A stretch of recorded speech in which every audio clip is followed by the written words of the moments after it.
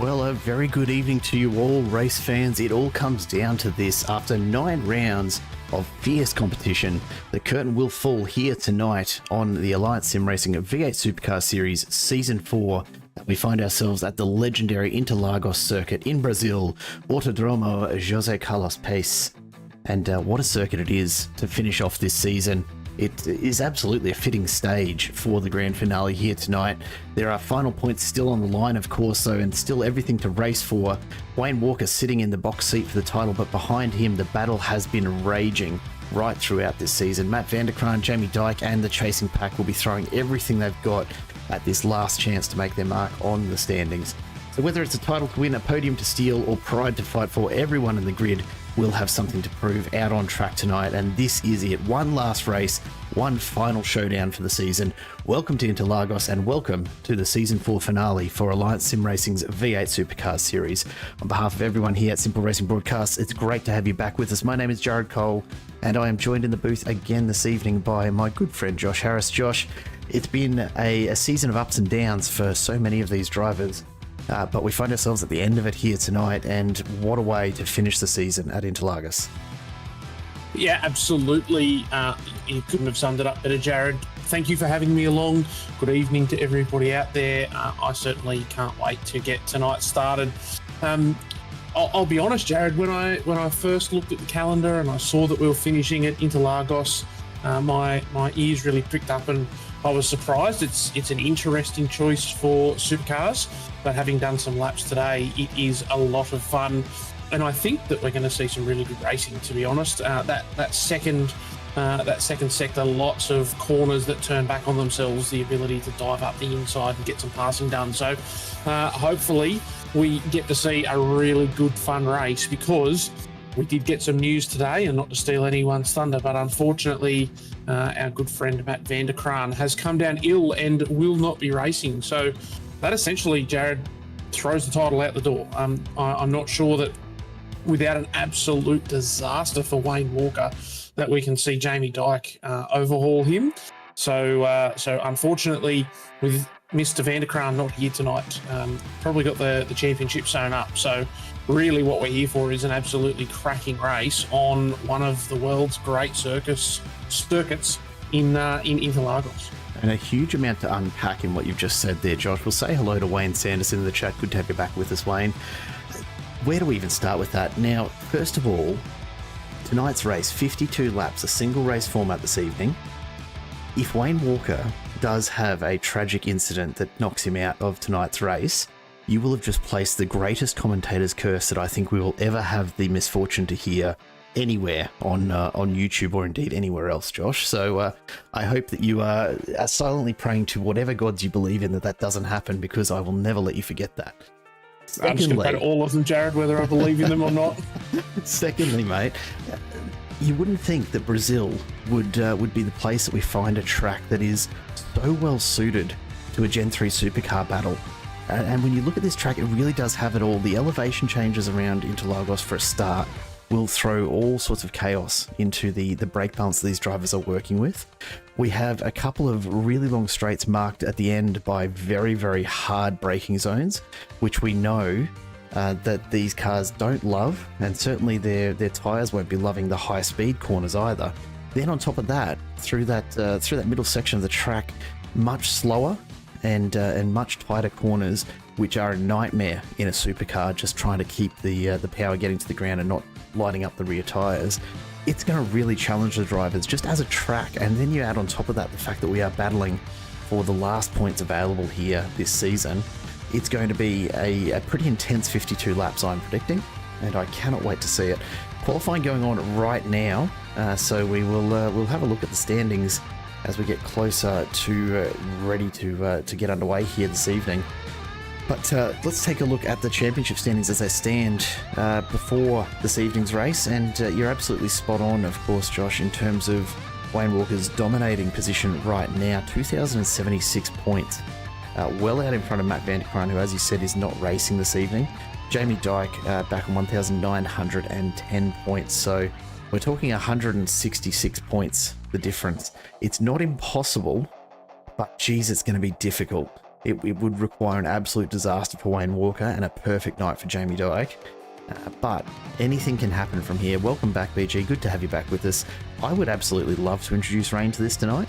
Unfortunately, the weather forecast says all clear, so we're in for a pretty good night of racing, honestly. Look, Jamie Dyke, probably you would have to think we'll overtake Van der Kraan here, Josh, and we'll take position 2. But knowing Jamie, he won't be particularly satisfied with that, because he would much rather be fighting it out for that position rather than being gifted it with Van der Kraan's absence here in the last round. I think it's interesting on a 300-point round, only one race tonight. So plenty of points available, but that of course means that there's plenty of points available across the whole field. Jamie Dyke has to pick up 160 points to overhaul Wayne Walker, but he has a nice 150 point deficit to Dean Logsdale. To me, what that says is he's got this beautiful cushion to play in, and he can absolutely go for broke, because the reality is that a guy as fast as he is, if he goes hard early and makes a mistake or gets tangled up in something, pushing hard for the win, he'll have the pace to race back through the field and not lose that second spot in the field. He may, though, with nothing to lose, he may just be able to put something on. And, if Wayne Walker's only got to be involved in one bad shunt, that could put him to the back. The other thing that I guess happens tonight, personally, I'd probably prefer to be in Jamie Dyke's position. Wayne Walker has all sorts of math to do, and, where can he finish and still retain the title? And, if he does get involved in an incident, what does that mean, etc., etc. If you're Jamie Dyke, you are going out on track and you are going absolutely as fast as possible. There is nothing else to think about. It's a pretty cruisy night, really. Drive a car as fast as you possibly can. What will be after that. Absolutely. We've still got a couple of battles going on, of course, throughout the field, though, for the minor placings. I think we'll see Dean Logsdale and Mark Poynton fighting it out for P4. Fairly close as well between Michael Stewart and Stephen Varga for 7th and 8th. Only about 15 points, if my math is any good, Josh, separating them. 50 points further back between David Coleman and Mick Clifton, so a little bit more of a battle there. Scott McCune and Damien Cairns only separated by 30-odd. There's still quite a few. Rick Vigar and James Hardy, 1 point between them, with Damon Fisher only another 6 points behind. So that battle for 15th, Rick's going to have to really fight for that one this evening as well. Look, it's all about the finishing positions at the end of the day, and 52 laps is not going to be an easy feat here. 75% fuel capacity limit, so we'll have to see how the pit stop strategy plays in tonight.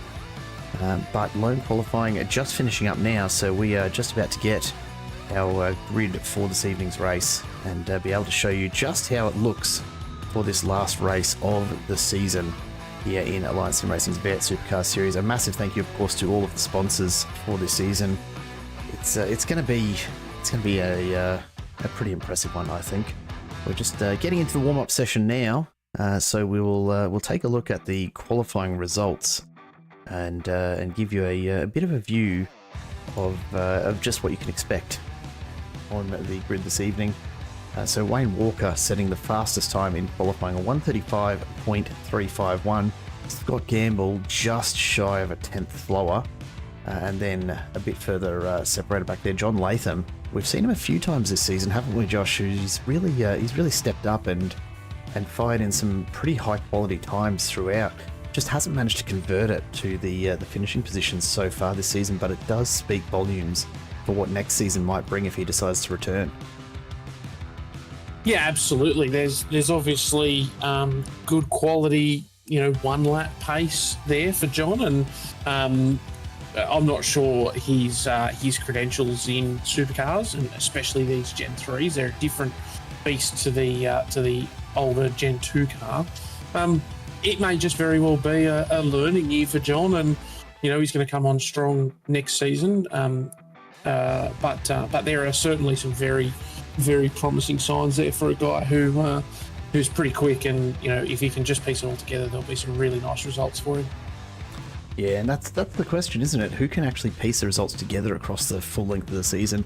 We don't have the calendar just yet to share with you for next season, but something worth keeping in mind, we are just over 2 weeks away now from the second round, rather, of the ASR's Endurance Championship for this year. And the Sandown 500 beckons. June 15th is getting closer and closer. And I know that certainly there's a number of entries that are already in for that. Limited field, so if you do want to get involved in that, make sure you jump on in to the Discord and get yourself signed up, because that'll be filling up very, very quickly as the drivers decide to dedicate themselves to throwing a supercar around Sandown for 500 odd kilometers. It's a tough ask, that one, and we are looking forward, of course, to bring you all of the action right here on the ASR YouTube channel on June the 15th. So make sure you do hang out for that. Don't want you to miss out on it, after all. Taking a look through the rest of the qualifying times there, look, Mark Poynton, a very good time as well. Dean Logsdale's up there in 5th. He's had some quality qualifying results as well. Jamie Dyke in 6th is starting with one hand sort of loosely tied behind his back there, if he's planning on taking Wayne Walker out tonight. Damon Fisher, another good qualifying time. Mick Clifton and Scott McCune in there now. Mick Clifton in 8th. Probably a pretty decent starting position to bump himself up a couple of spots at the end of the standings tonight, but we will have to see how it all shapes up from there. Look, a pretty strong field. We'll bring you the entire grid shortly. For now, we wait on the drivers just getting through their warm-ups. We've got a couple of minutes here to go, folks, so get yourselves a bit of a drink. Make sure you're settled in and you're ready for this. We'll go to a quick ad break from our major sponsors and be right back with you.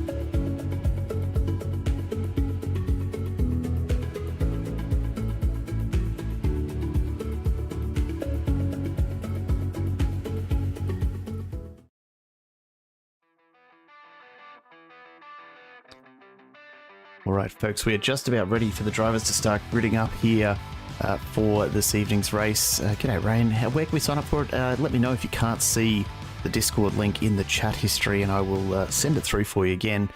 Absolutely can just jump on in and sign up for next season if there are spaces available. And, of course, the Endurance Championship right around the corner. Josh, any predictions for tonight? Apart from the massive commentator curse you placed on Wayne Walker, what are we planning on seeing tonight, do you reckon? I don't know. I don't want to make too many bold predictions, but I'll tell you what I'm excited for, and that is an old school track with some consequences. You have a look around this track, there's a number of really fast corners, and I'll assure you that these cars don't like fast corners. Even coming out of what I would call the last turn up onto the long front straight that has a big curve in it. These cars want to move around and wheel spin, even up in top of 4th and 5th gear. There's grass on the verge of all of these corners, Jared. There's genuine consequences if you go deep under brakes. What we're going to see is some really fun racing. That can throw up all sorts of results. And yeah, I've got to be honest, I hope that Wayne Walker doesn't end up having an absolutely terrible night on behalf of my commentary curse.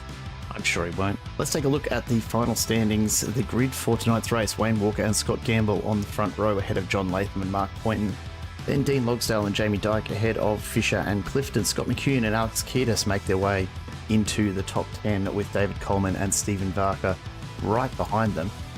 Then Brian Minogue and James Hardy will line up ahead of Farrington and McKnight. Peter Sattler and Simon Haynes just ahead of Rick Vigar and Michael Power, followed by Troy Sipple and Andrew Johnston. Then David Logsdale and Todd Martin on the 12th row. And that will be the list of entries this evening. Tim Nicol driving the safety car, the 24/7 Sim Services safety car this evening. Hopefully, we don't need to see that one out on track, but we'll see how we go. I suspect there's going to be some pretty hard push from the get-go here this evening from a lot of these drivers, Josh. I would be keeping a very, very close eye on Jamie Dyke starting in 6th. Yeah, I think so. But we've sort of seen in the last couple of weeks that there's, Jamie's got his work cut out for him in this field, and I think that's a good thing. I think it's good when every driver has their work cut out for them, and it's not just a one-man band, so to speak. I hope for Jamie's sake, and I hope for the championship's sake, that he can move forward and have a good race up the front, and the championship doesn't just move to a totally foregone conclusion over the first couple of laps. But we can see they're pretty familiar front row over the last couple of weeks, isn't it? Wayne Walker and Scotty Gamble. Those guys are going to be quick. There's no doubt about it. 100%.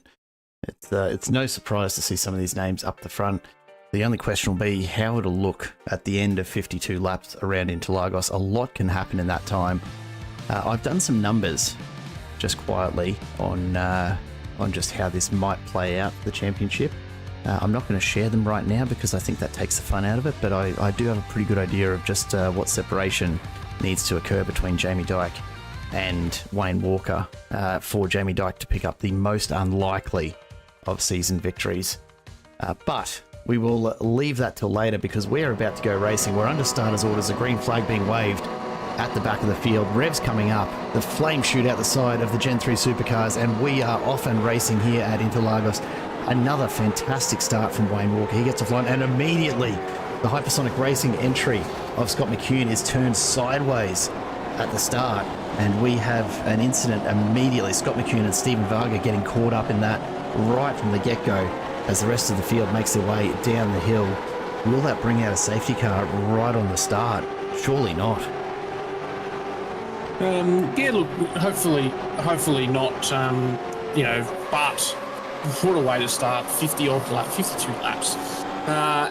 Two cars trying to go where only one car fits, Jared. It just doesn't work, does it? No, absolutely doesn't. We'll go back and take a quick look at that.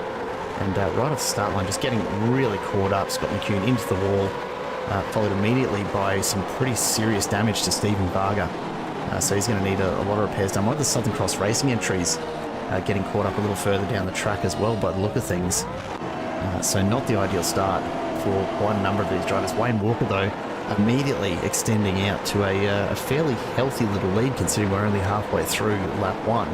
Scott Gamble's going to have to really put the foot down to catch up, but we're getting into that all too familiar racing line now as we start to just settle on in here for 52 laps of Interlagos.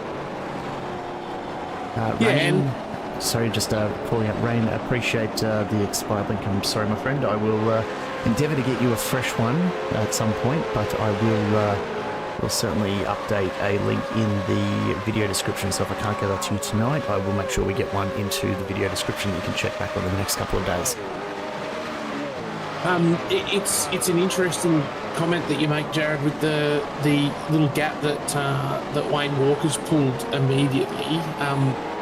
One thing that I felt on my laps, and I'll be honest, I didn't do a huge amount. I certainly didn't do a full stint, but lots of corners with the rear tyres in particular loaded. This corner here that they're coming into, turn 4, I think it would be considered, but a long time with that right rear loaded driving off that corner, and really unsettled, lots of sliding through that corner, and the same at the end of the circuit. Long race here tonight, Jared. It'll be a two-stop race, and so if you split that, you're going to do somewhere in the vicinity of 16, like 3 16-lap stints. But Wayne Walker will want to make sure that he doesn't disappear up the road too fast and absolutely burn the tyres off that thing, and just invite Scotty Gamble back into it at the back end of the stint. Yeah, there's a lot that can happen over a track like this, and it's certainly, the track layout is not one that's designed to be kind to a supercar's tyres. A lot of heavily loaded high-speed corners, and it doesn't seem like much, but every little bit of that really does tear away at the tyres fitted to these supercars. BG asking if this is a hard track to get a pass done on. Look, there are a couple of really key opportunities to make a pass here. Certainly turn 1, you see them braking now into turn 1. That's going to be one of the better opportunities to try and send it under brakes, but the risk versus reward there is a pretty punishing looking ratio, because the way that the track drops away around that corner, if you get that wrong, you're going to find yourself well off the track and losing quite a lot of positions. Also, at the end of this straight that we see the cars running down now, again an opportunity if you're close enough under brakes to try and put a move on. But really, I think a lot of the passes that we're likely to see are going to be through the slower sort of third quarter of this track, where drivers will need to really quickly adjust to traction loss as they try and get the power down out of some of these slower corners that we're about to head on into right now, as Latham goes in with Logsdale looking up the inside, and Logsdale just looking to push on through. Can't quite get it there in the end, but gives you a bit of an idea of some of the opportunities that may present themselves. Latham was just ever so slightly off his line there, and sorry, that was actually Latham trying to get the move done on Poynton. Sorry, Poynton ever so slightly off the line of the corner, and it gave Latham just the slightest sniff of the opportunity to just nudge on through there. Not quite enough to get it done that time, but it'll be something that Poynton will certainly have his eye on from here on. One of the big things, Jared, in a number of these corners is the really good passing opportunities are preceded by corners that's very easy to make a mistake on. So that's really key in a supercar. We see these cars rounding out that last corner, heading up into the very tricky 1, 2, 3 complex. Turn 3 in particular, very easy on the weight transition. As we do get down to the bottom of the hill, go through the right-hander, and you've got to flick the car back to the left. And it's very easy to make a mistake there, get the car in a slide and lose a lot of speed, which sets you up here, as we see, for someone like John Latham to absolutely dive down the inside. And a lot of those are going to be set up by the car in front making a mistake. But there's, we talk about the hard to pass tracks, or ones where the corners where you can pass are preceded by corners where it's hard to make a mistake. We see, this one here is another great example, Jared. Got this long right-hand corner, very easy to make a bit of a mistake here. And if you're the second car, you can just tuck in a little bit tighter and absolutely fire down the inside. So that's where I'll be looking. Once again, we come down through here, through the long left-hander, and then we've got another double right. So once again, easy for someone to make a mistake here, and the second car in the train to just fire up the inside. The challenge with both of those passes, though, Jared, is that the next corners are left. So you really have to get that pass done, push your way all the way through to the front. Something like a motocross style block pass, really hold that defending car up, make sure they don't have the ability to fight you down into the next left-hander, because inevitably they'll get that position back. And here goes Jamie Dyke, a big look up the inside of turn 1. Doesn't send it just yet, but certainly just testing it out, seeing what Dean Logsdale might be keeping up the sleeve. And of course, right behind him, Damon Fisher, waiting to pick up the scraps if it all goes wrong as well. Latham and Poynton continue their battle. No real separation there, despite Latham making it through relatively comfortably before. And we see Simon Farrington has gone into pit lane. Now that's a very early pit, and I do wonder if that might have been Farrington that copped that early damage. We saw a Southern Cross Racing car just at the front of the screen as we reviewed that first incident. I wonder if maybe he's just copped a little bit of damage and decided it's better to go in and get that fixed now rather than to push on for too long. And so I've done the math just a little bit earlier, Jared. I think that I've finally got my head around the ASR fueling numbers, and we do see there exactly what I was suggesting before. So Dave Coleman looking to put a pass on Haynes, and once again holds it tight up around that right hander, fires down the inside, can't push his way all the way through the front, which just leaves Haynes able to drive back through. Coleman here obviously faster, being held up by Haynes, wants to find that way past, dives down the inside again. Now he's got the opportunity, he's on the inside, big long left-hander up onto the straight, but he'll be in prime position when we get to the other end and we're in the braking zone for turn one. So Coleman's got this set up. He's hung tough on the inside. He's still there with his overlap, and I think that what we'll see is when we do get up to the braking zone, Coleman will get this one finished off. It's going to take him 3/4 of a lap, but we do see that pass finish. We see a bit of a lock-up, and Haynes over under. Immediately able to get down there. Bit of a touch there through the corner. Haynes has ran wide. Coleman will just have to tuck in, not let him go anywhere. Another touch in the middle of that corner. Coleman's going to have to make sure that he just stays in behind here so he doesn't get the wrath of the stewards, but he's going to have another look at the end of this straight. Just decides it's not worth it, tucks in, and I think we'll see this battle resume one whole lap later. Once again, there we go. So the pressure from Coleman finally gets to Haynes. He just makes a small mistake and runs wide. Coleman's able to capitalise on that. But these are the sort of battles that we're going to see, Jared. I wouldn't say that this track is one that is difficult to pass on, but it is certainly one that you have the opportunity for the battles to be extended. I think that's a great thing. We want to see passing opportunities, but we also want to see those defending cars be able to fight back. Yeah, absolutely we do. So a little way to go yet. Lap 6 of 52, but already you're getting a taste of some of the battles we can expect. Peter Sattler right in amongst it with Johnston and McCune now all the way back in the battle for 18th. Johnston running very, very wide, Sattler and McCune cleaning it up, but Johnston still on the inside as they make their way through this long left-hander. McCune hanging wide after that early incident, his car back in pretty good shape. So a little bit of work to do though to catch up the 10 spots that he's lost.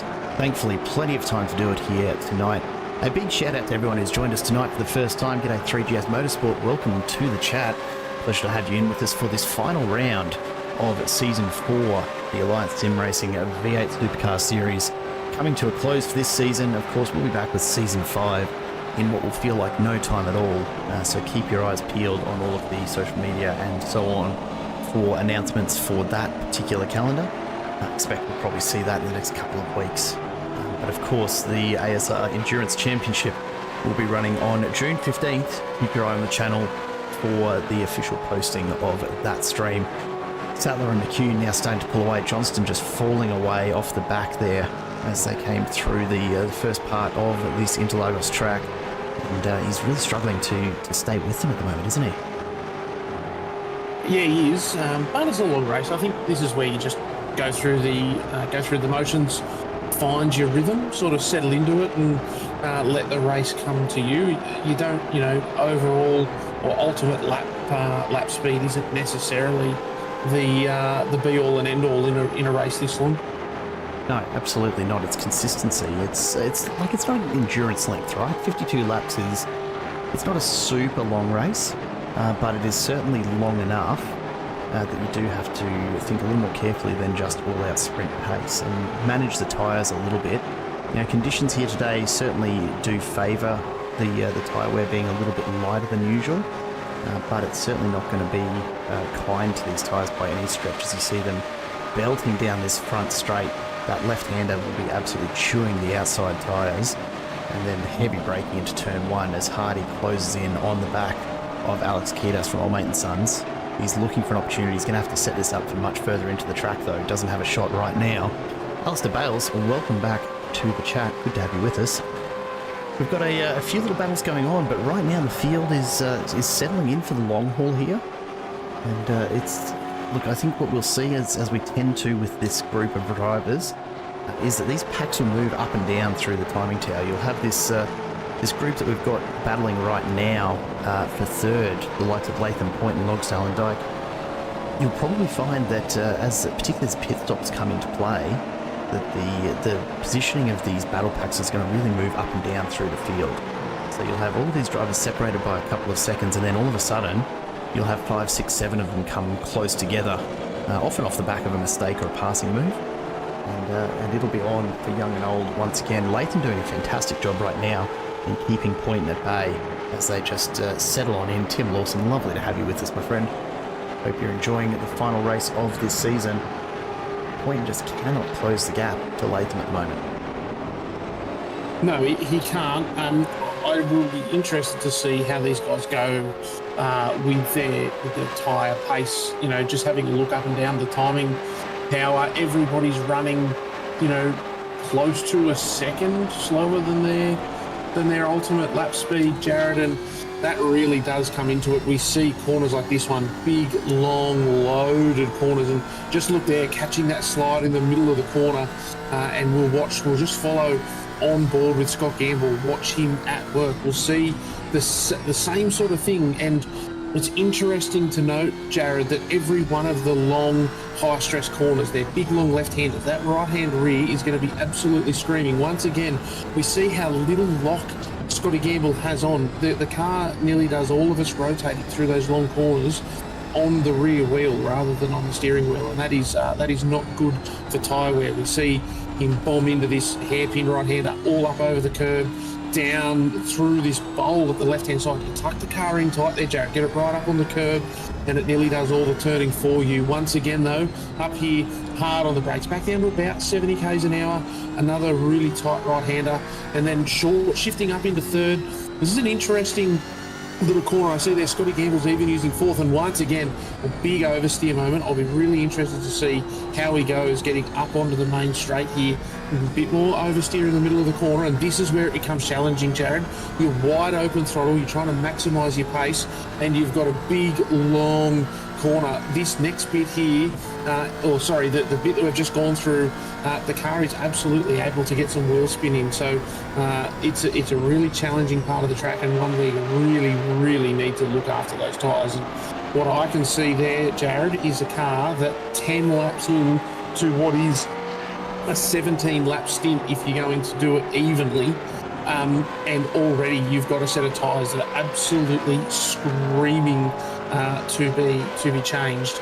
And you know, realistically, if you want to maybe have a fresher set at the end to be able to fight someone, you've probably got to get 10 done in this 20 laps, so another 10 done in this first stint. But at the very least, you need to get another 7 out, and that is going to be challenging.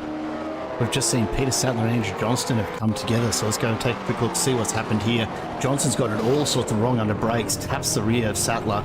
Thankfully, no walls to run into there, so Sattler getting away with minimal damage. We're actually just about to go back and take a look at the battle between those two, because while we were on board with Scott Gamble, they were swapping positions back and forth, and obviously they're just a little bit too much of a push there from Andrew Johnston. Let's go back and take a quick look at some of the action that was going on there, though, as Johnston, I think just Sattler running off the track there initially was pretty well what set that up. But you can see in the background here, Sattler and Varga is going at it. Vargas has had a big front end knock there, missing that front bar. Hopefully that's just on our end and not actually on his, but I suspect that he's had some pretty significant issues there. And these three have just been going at it for a little while, so Johnson just struggled a little at the end of a little bit of battling here, and you can see there the update from race control. Incident lap 1 between car 640 and 107. That is David Coleman and Alex Kiedis coming together. So a brief little mention there of a 5-second penalty for both of those drivers. Jamie McKnight and David Coleman, the two Fishy Motorsports entries, the teammates going at it right now. Of course, not battling hard. Neither of them want to take each other out. They'll actually be helping each other along a little bit here as best they can. But in the end, both pushing to get as many points tonight as they can. Yeah, absolutely. And these guys will have, they'll be having a lot of fun. Neither in the championship hunt, they will have a ball. I'd expect that both of these guys are in the voice chat together and, hanging out with your teammate, particularly if you can race forward and have a good race. There's not much better other than winning. So I've got no doubt that these guys will be having a bit of fun, egging each other on and just enjoying racing together. further up, their other teammate Jamie Dyke, sitting in 6th at the moment, hasn't managed to progress through the field.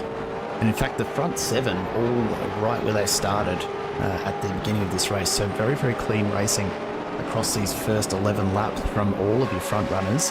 It's really only from where we saw Scott McCune have his hiccup, let's say, that you start to see people who have managed to move up through the field. Brian Minogue, though, on the move as well. He's up 5 positions from his start. James Hardy and Jay McKnight both up 4 and 5 respectively, as Minogue goes into the pits, as does McKnight. So we're starting to see a little bit of this strategy coming in here.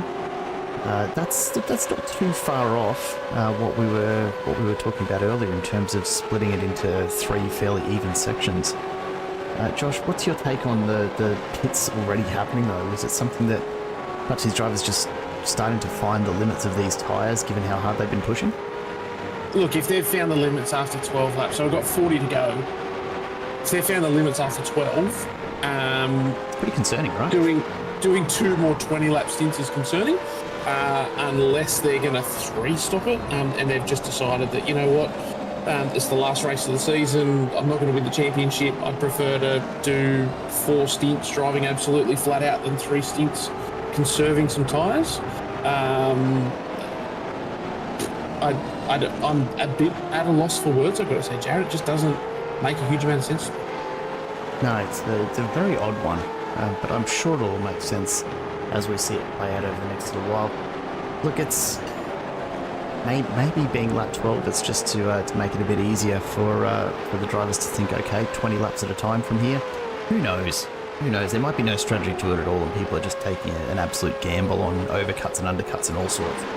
As we see Jamie McKnight on those fresh tyres already getting up to temp and charging past David Logsdale like he's not even racing at the moment. McKnight already starting to open up the gap after only just making the pass. So it'll be interesting to see just how much of a difference the fresh tyres make to overall pace here.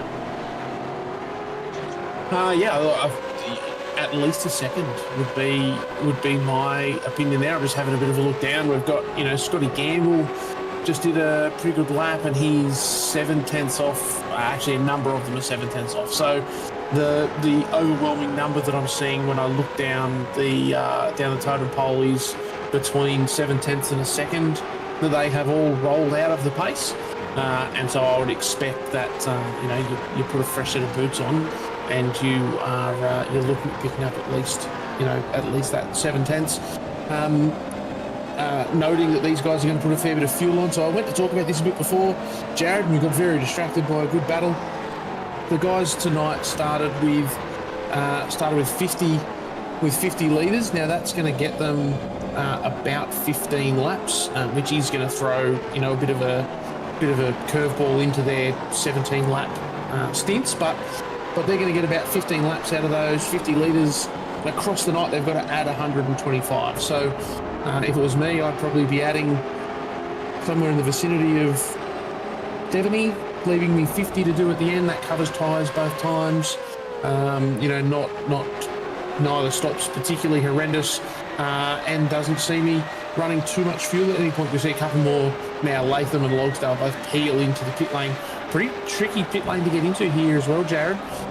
Suckers you in with a nice big rise up into the pit lane just before the pit limiter, and you always think to yourself, that's going to be braking uphill. I can put it in a little bit deeper, and I can use gravity to help me slow down, and inevitably it ends in a lock brake and a speeding fine if you have the lack of skill that I do. And those speeding fines, nothing to scoff at. What is it, about a 40-second hold these days? 40-second hold, yeah, absolutely. It's a rough one. It's not one that you want. No, that's for sure. It's it's when you consider the potential benefit that you gain from speeding into pit lane. It's high risk, very low reward is how I would describe it. Yeah, something you'd only be doing if you really were measuring the margin of victory in the hundredth or thousandth of seconds at the end of one of these races, and I don't imagine we're going to end up quite that close.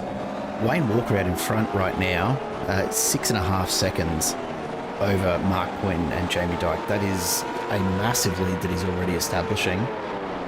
Obviously he'll have pit stops to come fairly soon, you would think, but it does not bode well for the rest of this field. Jamie Dyke is in a reasonable position, but again, he's going to have to make a pit stop as well as Wayne Walker comes in for his stop.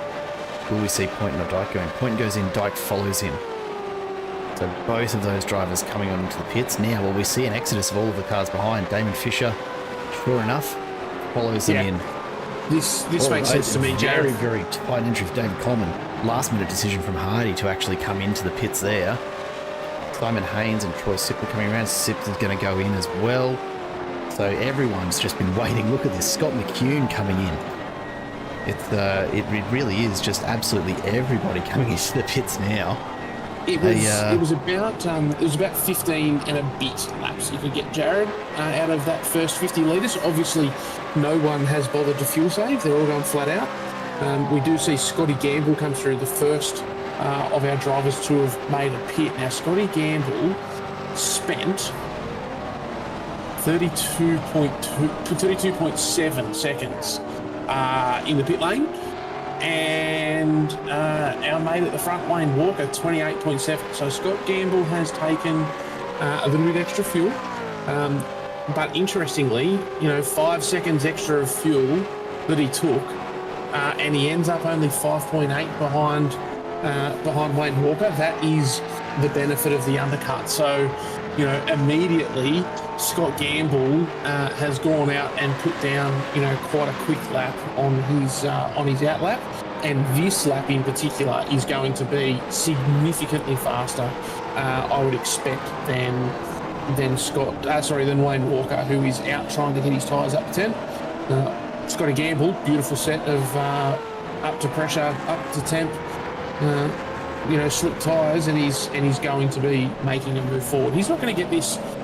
He's not going to get this caught up, Jared, but I think that what you've just seen is a bloke who covered his additional fueling in the first pit stop with some absolutely fantastic in and out laps. Yeah, the question will be here, though, what does Wayne Walker do once his tyres are up to temp at the end of this lap? We've seen this gap drop to, 5.5 seconds. It started off at about 6 seconds as Walker left the pit lane and Gamble started this lap. But this will be where Wayne Walker really hits his stride. There you go, 1:35.64, fastest lap of the race for Scott Gamble.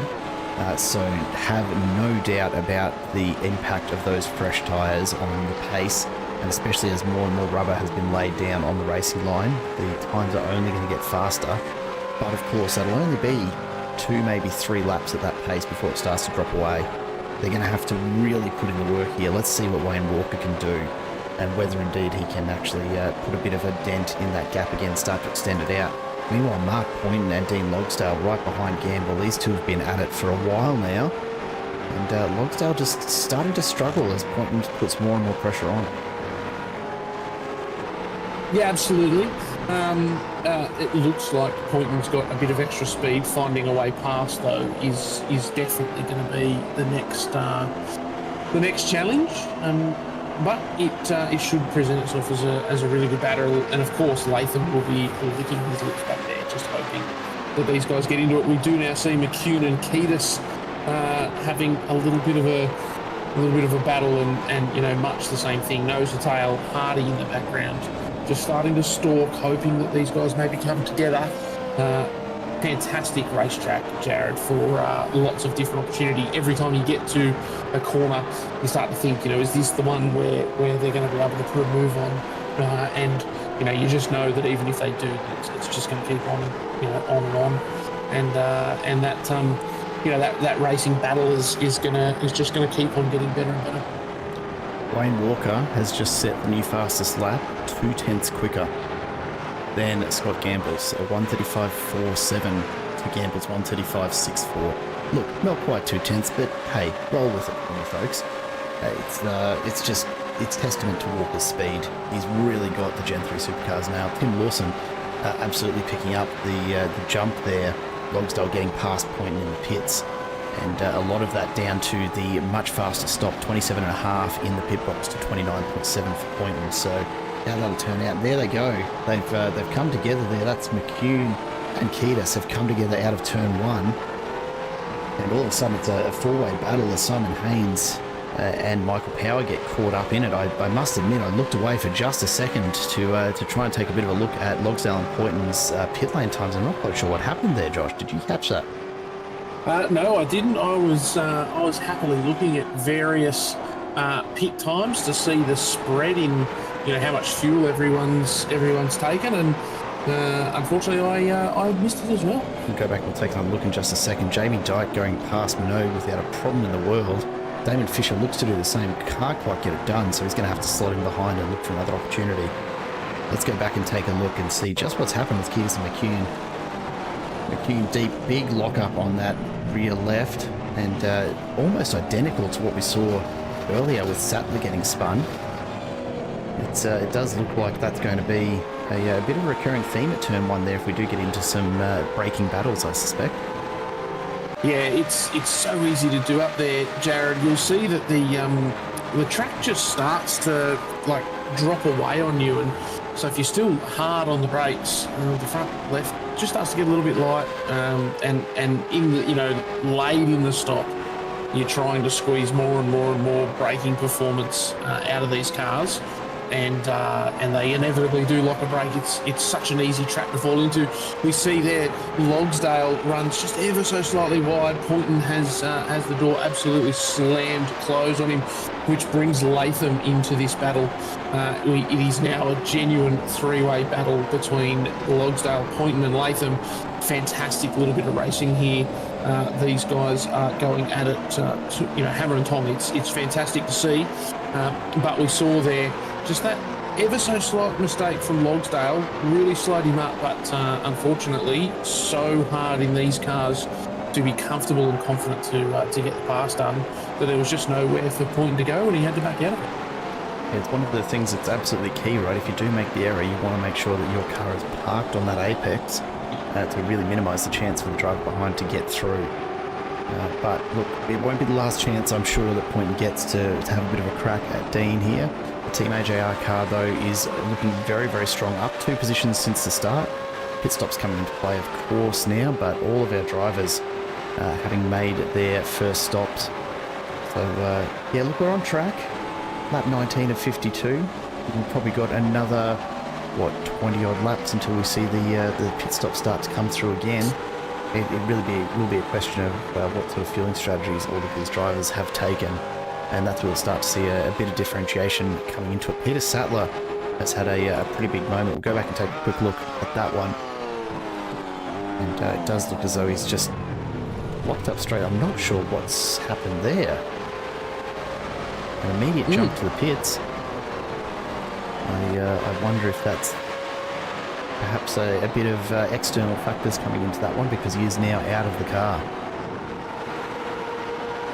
Yeah, it looked like it to me that, I once again don't really have a huge amount to say about that, other than the fact that it's really surprising. It's definitely something like a hardware problem or an external factor, something going on outside of the sim that needed his immediate attention. It's a shame to see, no matter what it is, we don't like to see people having to, wind up their race. But anyway, glad to see that it was only him involved, and nothing further or sort of any more of a problem. Tim Lawson just letting us know this is actually Dean's final run with Team AJR. So Dean Logsdale in the NZ AJR car, his final race for that team here this evening. He'll be moving across to 9 to 5 next season. So looking to close out his time with Team AJR in absolute style. He's been delivering all season long. It really has been just, honestly, mostly bad luck that he hasn't ended up a little further up in the standings. I think we've seen some great performances from him throughout the season for Team AJR. So it will be a shame for them, I'm sure, to lose him, but no doubt we'll still see him out on track around the place, even if he's in different colours. Yeah, it's always interesting to see guys moving between teams, and the Team AJR have a huge amount of support in the chat every week, and I'm sure that they're a little bit sad to see Dean go, but of course, when one door closes, another one opens, and I've got no doubt that there'll be something exciting coming for for Team AJR, and but also exciting for Dean heading off, new team, new people around him, and something different to do, no doubt. Tim Lawson, if you want to put a good word in for our friend Josh Harris, I reckon he might be up for a Team AJR seat next season. Luke Wildcard, what do you reckon? Wild cards only. Yeah, we'll have to have a chat to the Alliance Sim Racing admins about a bit of a commentator wildcard entry at some point next season. See how it all goes. But for now, settle in as we see the Fishy Motorsports cars. McKnight and Coleman, they just can't seem to get separated here tonight. Despite the fact that they took their pit stops 3 laps apart, they're right back next to each other. Jamie McKnight's having a phenomenal race so far, up 7 positions into 9th. David Coleman still hovering around where he started. Kicked off in 11th this evening, up into 10th at the moment. So Jamie McKnight really enjoying Interlagos, it seems. Yeah, not a particularly long pit stop for McKnight. When we look at the Fishy cars, Jamie Dyke, a couple of cars up the road, he took 7, almost 8 seconds of fuel more than Jamie McKnight. So, interesting to see McKnight and Coleman take slightly differing strategies, but they've got a long stop coming up. So they'll be working hard to build the gap to the cars behind them. Obviously, they've got 10 seconds at the moment on Clifton, which is probably enough if things stay the same. But they're definitely going to be looking to push a bit of a gap so that they can take that the longest stop that they need to take in that second pit stop. Luke Allman promising to join ASR next season just so he can beat Dean on track for leaving Team AJR. That sounds fair enough. I don't see why not, Luke. Looking forward to seeing you out on track, my friend. Team AJR being well represented here by Damon Fisher as he puts Brian Minogue under pressure for P7. Minogue, he's been a bit of a quiet achiever this season for SLS Racing. He's certainly not been up the very front end of the pack, but some really solid results in just about every race I can think of. From Minogue, and generally see him moving up through the pack right now, up 6 spots from where he started. So on track, although again a fairly quick pit stop, only 26.5 seconds in the box for him, so that's probably helped his positioning quite a bit. But putting on a good show, and Damon Fisher absolutely sticking with him as they make their way across the line to start lap 22. We are rapidly approaching the halfway point of this race this evening, and honestly, Wayne Walker right now out in front, all on his own, looking, you'd have to say, if not unbeatable, then pretty bloody close to that. Oh, Jared, you thought I put a commentator's curse on the bloke. You've just got out and said he's unbeatable. What I will say is that he's driving at what looks to be a really comfortable pace. So he has immediately settled back into that 36.6 territory. It's where he was for a huge amount of the stint in stint 1. He went out. He was really conscious of the fact that Scotty Gamble had undercut him, had put some time on him, all of those sorts of things. He put a couple of really quick laps in to get his buffer back, and then he's really sensibly just settled back into that 36.6. It's worth noting that Scotty Gamble is sitting pretty comfortably at that sort of 36.6 pace as well. We see Wayne Walker coming up to the start-finish line. I'll be interested to see how he's going with his consistency, because he has looked, every time I've looked up, so once again, 36.4, he's hovering in that sort of, 2 to 3 tenths of a lap within each other every single lap. As we see now, Scotty Gamble does a 36.8, Logsdale 36.7, Point in a 36.6, Latham a 36.5. They're all just doing the same lap times, and they are going to be pretty happy cruising around. I think that, like most races of this length, Jared, this second stint is a little boring. It's a little bit about setting yourself up for the end of the race. No point going silly here. This is the one. If you're going to do a long stint, this is the one where you want to do it. You've done your short stint at the start because you had limited fuel on board. You probably want to do a slightly short stint at the end so that you can, race hard for as long as possible on good tyres. This one is really just about pacing yourself. Get the laps churned out.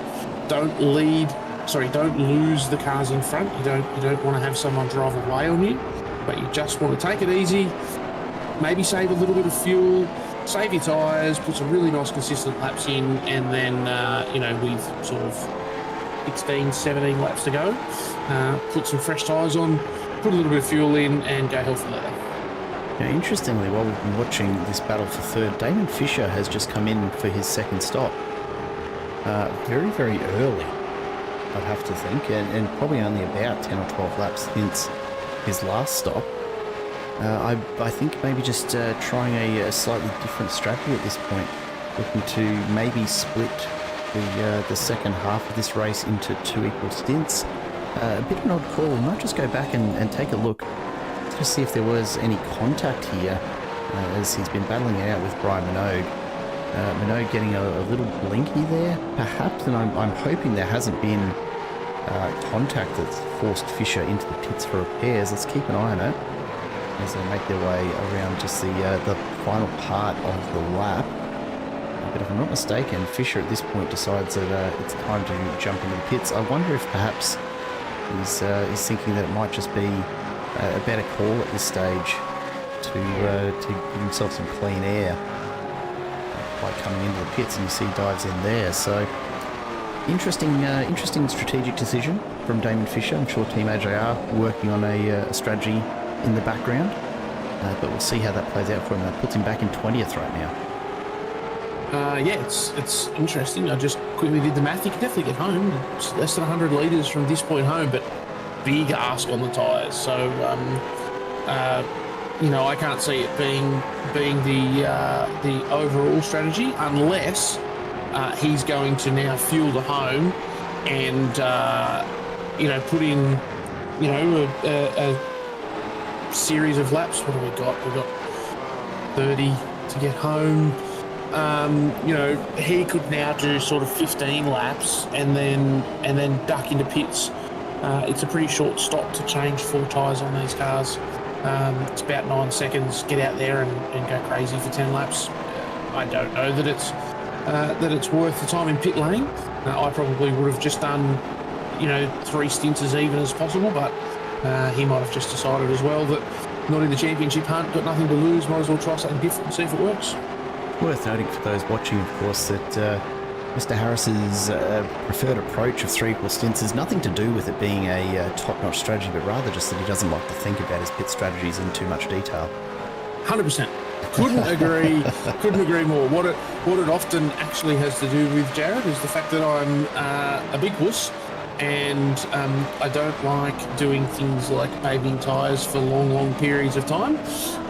And so my very simpleton brain says if I have to get through 52 laps and I have to go to the pits twice, might as well do it in 3 even goes, and then I get the same quality tyres each and every time. I do wonder if perhaps Fisher's maybe counting on a safety car here or something.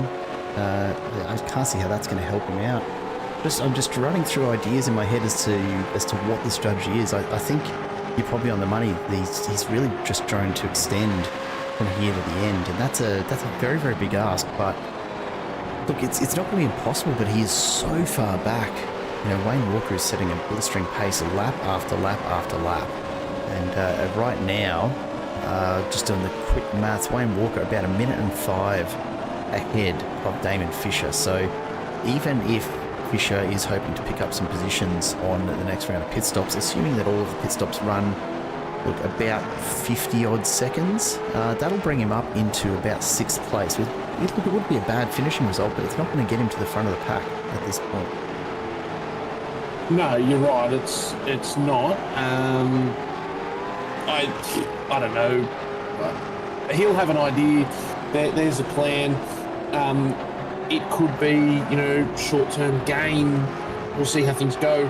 I was just doing the math in my head, Jared, and of course, if a safety car came out and he went in with everyone else, he would actually get a net gain because they'd all be stopping for, 30, 35 seconds. He's only got to stop for 9, so he's going to make up time in the pit lane. And then, of course, all of the cars in front of him then bunch up. So if it was me, the strategy from this point is if a safety car comes out, I dive back in, I take fresh rubber. I am further up the field than I would have been, and I'm able to and I'm able to fight, because there's no point, in my opinion, in not taking the safety car. Coming, let's say you end up in that sixth position, but then you've got really old rubber and you can't fight, and you just go all the way back to the back of the field. At least if he takes the pit stop, he might come out in 10th instead of 6th, but he's got fresh rubber and he can fight with his own. We'll have to wait and see how it all plays out. We're down to, 25 laps or so to go here in the final race of Season 4 of the Alliance Sim Racing V8 Supercars Series. Interlagos bringing us a bunch of very, very close battles. And it's always nice to see these battles that do carry on for a number of laps at these sort of tracks where it can be so hard to set up a pass. It's not like some of the tracks we've seen this season where, it just takes a good dive into a corner and that'll be enough to get your position. You really do have to put some planning and forethought into it. And David Coleman looking to do that right now. He's setting up behind Brian Minogue, and he'll take a bit of a look up the inside here. Surprised to see him not really throw it out there and fill the mirror up. It's a very Coleman thing to do, to put a lot of pressure on by just completely filling the mirrors of the car in front. But he knows he has to just stay in behind, take as much aerodynamic advantage as he can find for what little there is behind these Gen 3s. And you can see him closing in now 2/10 and coming down. He looks to the inside. We've seen him make the pass here before. Gets the line. Can he get the power down? Absolutely does. And Minogue has to slot him behind as Coleman moves up to 7th. I think that Minogue there knew what was going on and wasn't really interested in fighting. Once that move got made, he was pretty happy just to let it go. And I think that's actually some good driving. You'll lose far more time fighting with a faster driver than just letting them through, settling in behind them, and protecting what's left of your result. He's now got a second gap to Jamie McKnight, so he let that pass happen before McKnight was all over the back of him. And that means that he's now got the opportunity to maybe keep McKnight behind rather than letting it in. At worst, he'll let McKnight go, and he's got 12 seconds back to Clifton. So he's protecting his race result, and he knows that fighting a faster car is not how you protect a race result. Speaking of protecting race results, let's have a bit of a chat here about Wayne Walker and Scott Gamble out in front. These guys just dominating moment, but Wayne Walker especially so has opened up to almost 8 seconds over Scott Gamble. What do we think we're going to see from pit stop strategy for those front two? Walker's gone into pit lane on lap 14. Gamble was the lap before on 13. I don't think there's enough differentiation in that one lap there, and fairly similar time spent in the box, although Gamble's probably taken on an extra 5 or 6 litres maybe in the extra time that he's spent in the box. I wonder what Gamble's got up the sleeve here, if anything, and do we think he's actually got a shot to reel Wayne Walker in, or is it just too far gone at this point already? Nah, it's too far gone. There's somewhere in the vicinity of 5 seconds difference in expected pit stop in this next one, so we're expecting to see Gamble in and out of the pits quicker than Wayne Walker, but that's still going to leave Wayne Walker with a bit of a gap. The only hope I think that Scott Gamble has got is to absolutely put the foot down at the moment, and noting that he's still turning out laps 2 to 2.5 tenths slower every lap, so he needs to absolutely put the foot down, bring that gap down to say 6.5 seconds, get into pit before Wayne Walker and use the undercut to get out just in front of Wayne Walker. Now I think that the possibility of the undercut only just puts him in front of Wayne Walker at best, and of course then Wayne Walker has fresh tyres, but track position in the final stint will be king. There is still hope for Scotty Gamble, but I think that if he doesn't start to put the foot down now, he's going to lose that hope. Yeah, it's a really dominating position for Walker tonight, and honestly, it really is just the story of the season, isn't it? Wayne Walker has really just had so much more pace than just about everyone on track every time he's set foot into a Mustang Gen 3 supercar. We've seen it over and over and over again. He hasn't won every race that he's been in, but it's been pretty close to that sort of a set of results. It's going to be really, really hard to see anyone else matching him if he comes back again next season, and I imagine he will. I think most people like to come back and defend their title. I think it's fantastic. You know, we saw last season Matt Vanderkraan was so fast, and this season Wayne Walker has been incredibly fast.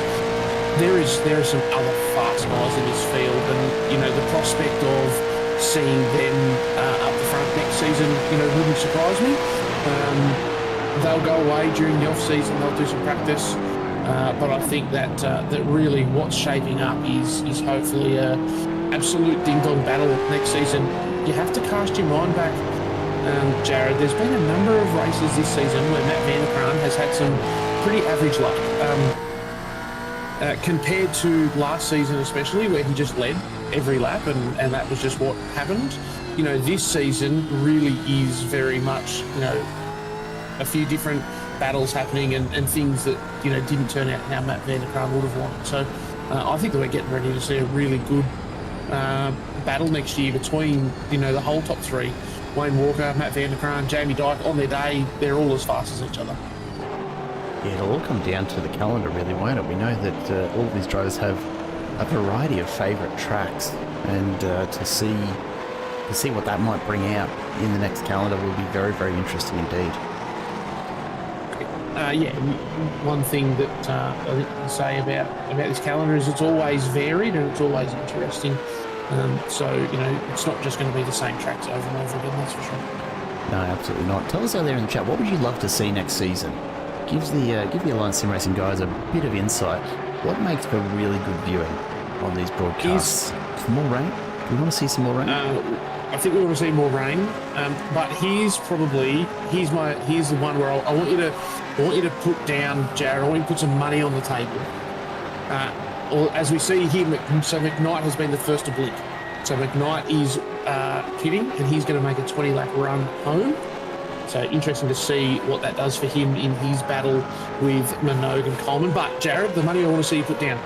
How long between the new season release, which for those in the chat who may not know, when the next iRacing season gets released in about 3 or 4 weeks' time, we will see a new Australian track added. So we are getting Shell V-Power Park down at the Bend added to the iRacing circus. So, how long between the new build, Jared, and ASR arriving at the Bend? Ooh. Now, here's the thing. ASR's calendar, I know, follows very, very closely with another fairly popular league series, because a lot of these drivers do race in both of those leagues, various nights of the week, and so having it aligned tends to make things a bit easier for these drivers, being able to focus on the same track each week for both series. Now, knowing this other league and what they are likely to do, I think they're going to absolutely favour the new Australian track. They will have seen that it's on its way. On top of that, I would think that the Bend is going to make its way directly into the officials or Gen3 Supercars immediately. That's the thing for me. That's the thing for me, Jared, is I know that the other league also tends to frequently follow the Supercars. Big move for Scott Gamble on the way through there. That was huge. That was absolutely enormous. Scott Gamble has cooked those tyres. If anyone has a spare entry to Summer Nats next year, just sling it Scotty Gamble's way, because another big slide. He's starting to really feel it. He's doing some amazing impersonations. And another one. Those tyres are gone. They have fallen off a cliff. If Matt Mingay is in the chat and he's looking for a new stunt driver to travel around Australia with him, this is the bloke, apparently. Absolutely. There is more rubber getting laid down on this track than there is currently wrapped around those Gen 3 rims. Now, back to our other comment, Jared. I know that this other league follows the official calendar reasonably closely. My gut says that week 1, season 3, will be the bend in the Supercars. I just think that's the thing, right? We've got a Supercars series with a new Supercars track coming to the platform. It just makes sense to me that they go straight there. That's Logsdale and Poynton both coming in. A huge lock-up for Logsdale. Went almost into the back end of him there. You reckon Logsdale isn't pushing to get into the pits and minimise the time spent slowing down? I'll be interested to see whether he got that one pulled up without a speed slowdown. But anyway, the pit stops have started. We start to see, so now we see Gamble's in. Coleman. Yeah, I was going to say Gamble's in, Poynton's in, Logsdale's in. Things are starting to wear out now. Now here's the number to watch. I reckon, Jared. Gamble's in, or Gamble's back out now. When does Walker come in? And how does Scotty Gamble go overhauling that time difference? The drag race is on here. This is the drag race between Gamble and Hardy. Gamble is absolutely not going to want to get held up behind Hardy. He is quicker, and he's had to pull him behind. He is going to be absolutely dirty about this because he is far quicker than Hardy, and this is his potential at an undercut for the race lead, just disappearing before his very eyes. I don't think it'll be long before Gamble does make a move here, but he's going to wait for those tyres to come up to him just ever so slightly. Take a look for a big move as he almost sends it into the rear quarter panel there. Gamble's getting impatient already, and we're only about 3/4 of the way through this lap. He's going to want to make a run very, very soon, and there it is. Sends it up the inside, easily cleans up Hardy, and he'll be on his way. But that will have cost him Walker's in. Yeah, so honestly, Jared, I reckon that there's at least half, if not 3/4 of a second gone there. Obviously, we spoke about the fact that really the only thing that's going to get Gamble in front is, an undercut and what would have to be a really good outlap, and unfortunately just came out into traffic. Hardy was for position. There was absolutely no obligation for Hardy to get out of the way. There's certainly not suggesting that he should have done anything differently at all. But the reality is that if Scott Gamble was going to be able to do anything about it, that was not helping. And to be honest, he's come out 5 and a bit seconds behind. So that certainly didn't make the difference between the undercut or not. But I have been inside a helmet in a race car when you're held up behind a car that you think you're faster than on an outlap, and doesn't matter whether it was actually going to pay dividends or not. You are never a happy chappy. No, I can't imagine Gamble's super excited to be where he is right now. But, he's reeling it back in. He's certainly on a flying lap here. He's got it down to just under 5 seconds. Problem, of course, will be, as we get round to the next lap, Wayne Walker just up ahead is going to have very, very fresh tyres, and he's going to extend that out by another couple of seconds quite comfortably, you'd have to think. Yeah, it's the standard swings and roundabouts. We can see that time is continuing to tumble this lap. We would expect to see that, and then we'll wait to see next lap when Wayne Walker's got his tyres up to speed. You'd expect it to be a pretty quick lap. Interestingly, Scotty Gamble only 3 seconds slower in the pits. I was expecting somewhere about 5. So either Scott Gamble's playing it pretty safe with fuel, or Wayne Walker has deliberately underfueled to keep his track position, and he's planning a little bit of a fuel saving stint. I'm just gonna challenge your numbers there. I think Gamble was actually in there 3 seconds less than Walker. Yeah, I was expecting Gamble to be in 5 seconds less than Walker though. Oh, okay, gotcha. Based on the original numbers, so Gamble did 5 seconds longer than Walker in the first stop, and to only do 3 seconds less in the second stop, I'm a little surprised. So you've been taking much better numbers than I have here, clearly, Josh, as we see Dean Logsdale getting just past John Latham as Latham comes out of the pits there.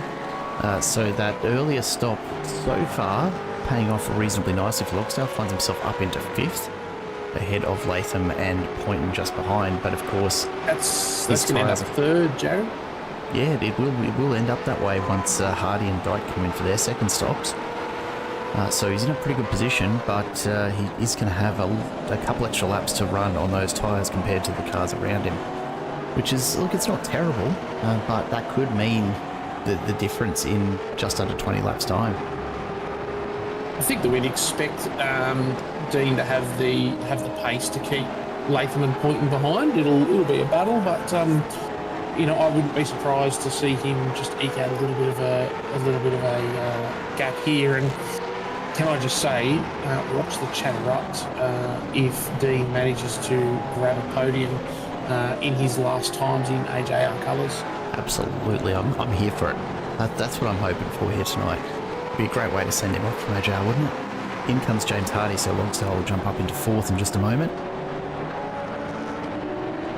Interesting, Jamie Dykes hanging out there as long as he possibly can. He's just looking at the times he's doing, so he's about 1.5 seconds a lap slower than the cars around him, and obviously we know that he's got well over 18 seconds for the pit stop. But Jamie Dyke at the moment is just about the slowest car on track, certainly out of the top 10. But yeah, it's going to be interesting to see.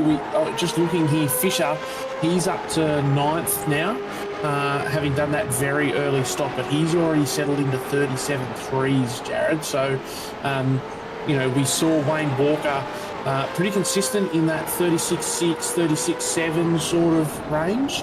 But Fisher, trying to make those tyres last, has already settled into 37.3s to just try and make sure that those tyres do get home. A really unfortunate one. David Coleman's had an incident, and trying to figure out what's happening. He's just completely locked up. Heavy contact with the wall. Looks like he's ended up just having to sit tight for the moment. I don't know if he's going to get that car going again. So we'll keep an eye on race radio. I'm not quite sure what spurred that, but he is heavily into the wall. Yeah, that was a big one. That looked like a bit of a tank slapper on the change of direction there at the bottom of sort of 1, 2, 3 area. Pretty easy to do. These cars don't particularly like shifting momentum quickly like that. And he's still down there trying to work out what he's going to do. That car would not be in a good way. That was a huge side-on impact, and we're potentially just going to see him sneak up the back and put it behind the fence. Not how he would have wanted to finish the season, I'm sure. But we'll wait and see whether that does bring on a safety car. I'd say he's probably far enough out of the way they're going to get that car cleared without too much issue. Now, Dean Logsdale had a shocker a start to his last lap and gave up the position to John Latham. Midway through, we were watching that as we were talking about the possibilities for the end of this race. Latham immediately on the loud pedal and starting to open up that gap back to Logsdale. So they're going to have to be pretty careful not to fall out of touch here with Latham's Shadow Racing entry.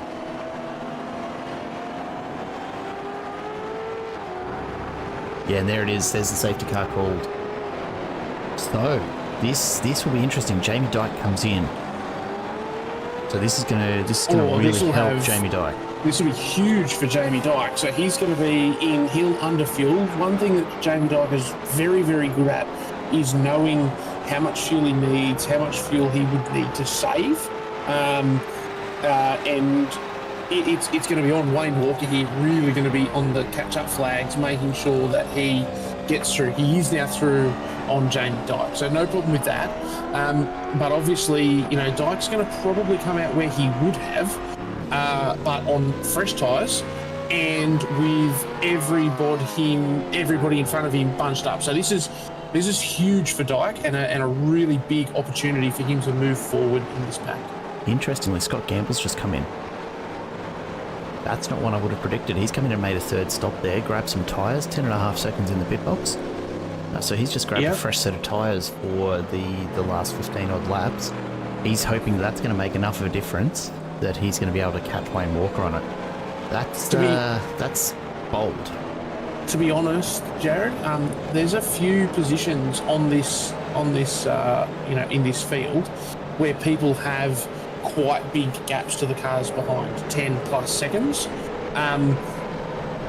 if you can dive in, do a quick stop and get back out and only lose 1 or 2 positions and then bunch up behind the safety car, you'll get a benefit. There's no doubt about it. 24/7 sim service safety car, the Mustang GT3 with Todd Martin behind the wheel this evening.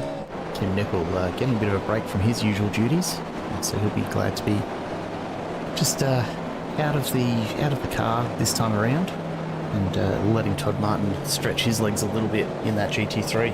I always find it interesting, actually, that the GT3s at full noise will set a quicker pace around most tracks than the Gen 3 supercars, and it's all down to the corner speed from the amount of aero they carry, isn't it? Yeah, absolutely, it is. It's all down to corner speed. There's no doubt about it. Interestingly, Jared, I don't know whether we can get a replay of it. Dean Logsdale asking the stewards to have a look at the pit exit. So when he's had Jamie Dyke come out trying to work out who won the drag race to the control line to see who should be in front of the safety car. It's always exciting when you are in the pit lane and trying to get out. Yeah, look, we see there. Look, to me, I don't know whether we can go back just a little bit and have a look. I think that Dyke got there, but it was close, and it's always a lot of fun, Jared. You get your pit stops done, and you come down through this pit lane. It's a big, long pit lane. You're actually quite fast here. So Jamie Dyke here, absolutely flat out trying to make sure that he gets out, and it's a race here to the blue cone. You'll see the blue cone a little bit further up the road, and of course the car behind, Logsdale, carrying more speed, and it's just absolutely a race to see who can get to the pit exit first, and it is Jamie Dyke by less than a car length. So absolutely fantastic result there for Jamie, and of course Dean appropriately just asking the stewards, have a quick squeeze, just make sure that the positions are correct. I have been in that position myself as a driver, where there's no malice in it, if that makes sense. It's quite literally a sense where you're going that fast and looking at that many things that you're just not 100% sure what order you're meant to be in. But look at this, Dyke, fresh boots, 3rd place. Coleman right in front of him. Probably not how I expected this race to go, but it kind of whets the appetite for the last little bit of this championship battle. Absolutely does. The one I'm watching, Scott Gamble in 6th place with very, very, very fresh rubber on. The gap will have closed right down. He's going to have a little bit of traffic ahead of him to try and negotiate, of course, in the form of Point, Logsdale, Dyke, Latham. But I wonder if he's going to have just that little bit of an edge with the fresh tyres, and it's going to be enough for him to catch Walker and really threaten for the win here tonight. It's going to be a huge ask from this far back in the field. I think he's a little bit too far back.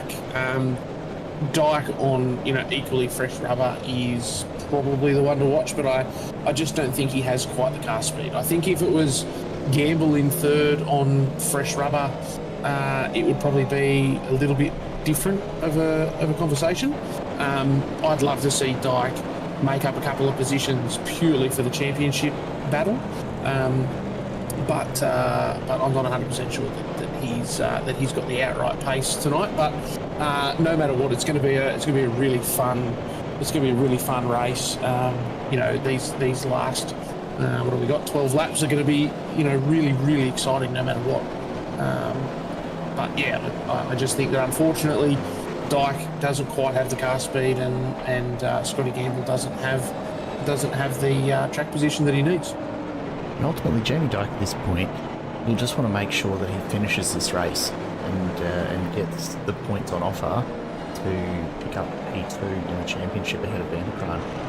I think that's probably his worst case scenario is not finishing, not qualifying for any points, and ending up finishing in 3rd when he could have had an easy 2nd. Seems unlikely. I don't think that's a realistic outcome here tonight, but it's a thought that he's probably had. So I don't know that he'll be pushing so hard just to try and catch Walker, although to be fair, bragging rights are everything at this point, aren't they? Walker can take the championship, but if you can take him out in the last race. Yeah, look, I can't say enough the fact that every driver here wants to win. You know, the championship is essentially a foregone conclusion unless Wade Walker gets involved in an incident off the start, or off the restart, I should say. But every single driver, you know, at this point, Wayne Walker is the only driver in the field with something to lose. You know, look, Dyke might, you know, if he has a really bad night, might come third. He won't care about that, to be honest. Second is the first loser, and he's out there to win a race no matter what. That's his only goal. If he wins the race, everything else then, you know, is up to Walker to win the championship. Obviously, if Jamie doesn't finish in front of Wayne Walker, then, you know, he didn't do everything that he needed to do to try and win the championship. See Johnston and David Logsdale released from behind the safety car and back onto the lead lap, which says to me that we might be getting close, and it does look like race control confirming that safety car will be heading in on this lap. So not far to go. We'll be under green flag conditions. A 12-lap sprint to the end. It's not the first time we've seen that this season, but the 24/7 Sim Services safety car bringing a little bit of excitement to the tail end of the race. It's always good to see, isn't it? You don't want to see them spread out too far at the end of the race if we can avoid it. No, look, it's not. Now, I encourage everybody, before I start talking about this, quickly put your tin foil hats on. Here we go. If we see Dyke win this race and the championship, how much money does he owe Coleman for having that crash? Ooh. Oh, that seems unlikely, honestly. And I'll tell you why. I certainly don't think they're in cahoots, by the way. That is not what I'm suggesting, but it was just something that popped into my mind, that this was a fishy motorsport incident that brought on the safety car, which put the Fishy Motorsport driver in the box seat because they hadn't done a pit stop, allowing them to potentially have the best shot at winning this race. So whilst I'm not suggesting that it was deliberate in any way, shape or form, I am suggesting that even if it's just a race win that he gets tonight, whatever the result is that Jamie Dyke picks up, he does owe Coleman something. David Coleman immediately onto you in the YouTube chat, my friend. David Coleman trying everything he could to not bring that safety car out. So he's absolutely onto us. To be very, very fair, it was before the safety car even came out. I did happen to notice exactly where David was moving that car to, and I couldn't agree more with his comments. He did everything he could to get that car up behind the fence. And yes, I assure, and welcome to the chat, Dave. It's a shame to see you here and not out on track. But yes, I certainly assure, was not trying to suggest some cahoots, but I think that if Dyke has a great result, that he owes you a carton of beer, and I would definitely hold him to that. On the restart, Troy Sipple and Scott McCune coming together, mostly from Sipple just losing it down the hill in a big collision with the wall. I'm not sure if he's going to manage to get that going and around to the pits again, although he's giving it a good shot. The danger, of course, of all of our restarts from safety car is exactly that sort of scenario. But Sipple will be heading back to the pits, I'm sure. Look, probably worth calling out at this point. There is no hope at this stage, and indeed no hope at all tonight for Jamie Dyke to get P1. I think we're far enough into this that I can tell you, Josh, that by my numbers, Wayne Walker would have to finish the night in 24th with a Jamie Dyke win for Dyke to get just enough points to get the championship win. Now, unfortunately, 24th place on our timing tower, that's Todd Martin, the safety car driver. So yeah, look, he won't be finishing any lower than that. And of course, with Peter Sattler out and now David Coleman out of the running as well. Even if Wayne Walker was to get punted to the absolute back of this field, he's still got this championship wrapped up. Yeah, absolutely. There you go. So Jamie Dyke is a man on a mission for a bit of bragging rights only. Scotty Gamble's coming through. Dave Coleman makes a really good point. So he's, put his little incident down to a bit of driver error, a lapse of concentration. 54 laps or 52 laps, sorry. It's a long time in these cars. Huge amount of time. For the people out there in the comments who are just here, they're along for the ride. Got to say that having done a long race in these cars on my own before, it takes so much mental effort. These cars are difficult cars to drive. It's not GT3 style cars where we often see drivers doing 24-hour races and 12-hour races and stuff, and they're pretty relaxing to drive. These cars are anything but relaxing. They're a lot of work. You have to drive them every single lap, and it's a great point that Mr. Coleman makes. It's so easy in these cars. You make the smallest lapse of concentration, and unfortunately they bite. So yeah, disappointing to see. Dave has just made another great comment. Easier to race when it's close, 52 laps. Absolutely. Can't agree more. I'm sure we can all agree that when we're on the freeway, we're paying more attention when there's lots of traffic around than when we're just on our own, dawdling along. These cars are exactly the same. You got cars around you a lot. You're going to be paying a lot of attention because of the effort you're putting in. You get on your own in a nice little gap. You start to settle into a rhythm. Suddenly you're thinking about what you've got to do tomorrow or the day after, and before you know it, you've made a bit of a mistake. So it's a shame. I would have loved to have seen Dave finish out the season on a high, but it is what it is, and more than happy to have him here chucking in a bit of analysis into the comments. So we do now see the guys, though, they're up and running. They're back in single file. A couple of little packs are starting to break out. Dean Logsdale has dropped off the back of Jamie Dyke just ever so slightly, and has Poynton, Gamble, McKnight, and even Fisher all over him. So we'll see how Dean goes in that final race in AGR colours that we've talked about a couple of times now. So can he hold on to fourth spot? Can Dyke move forward?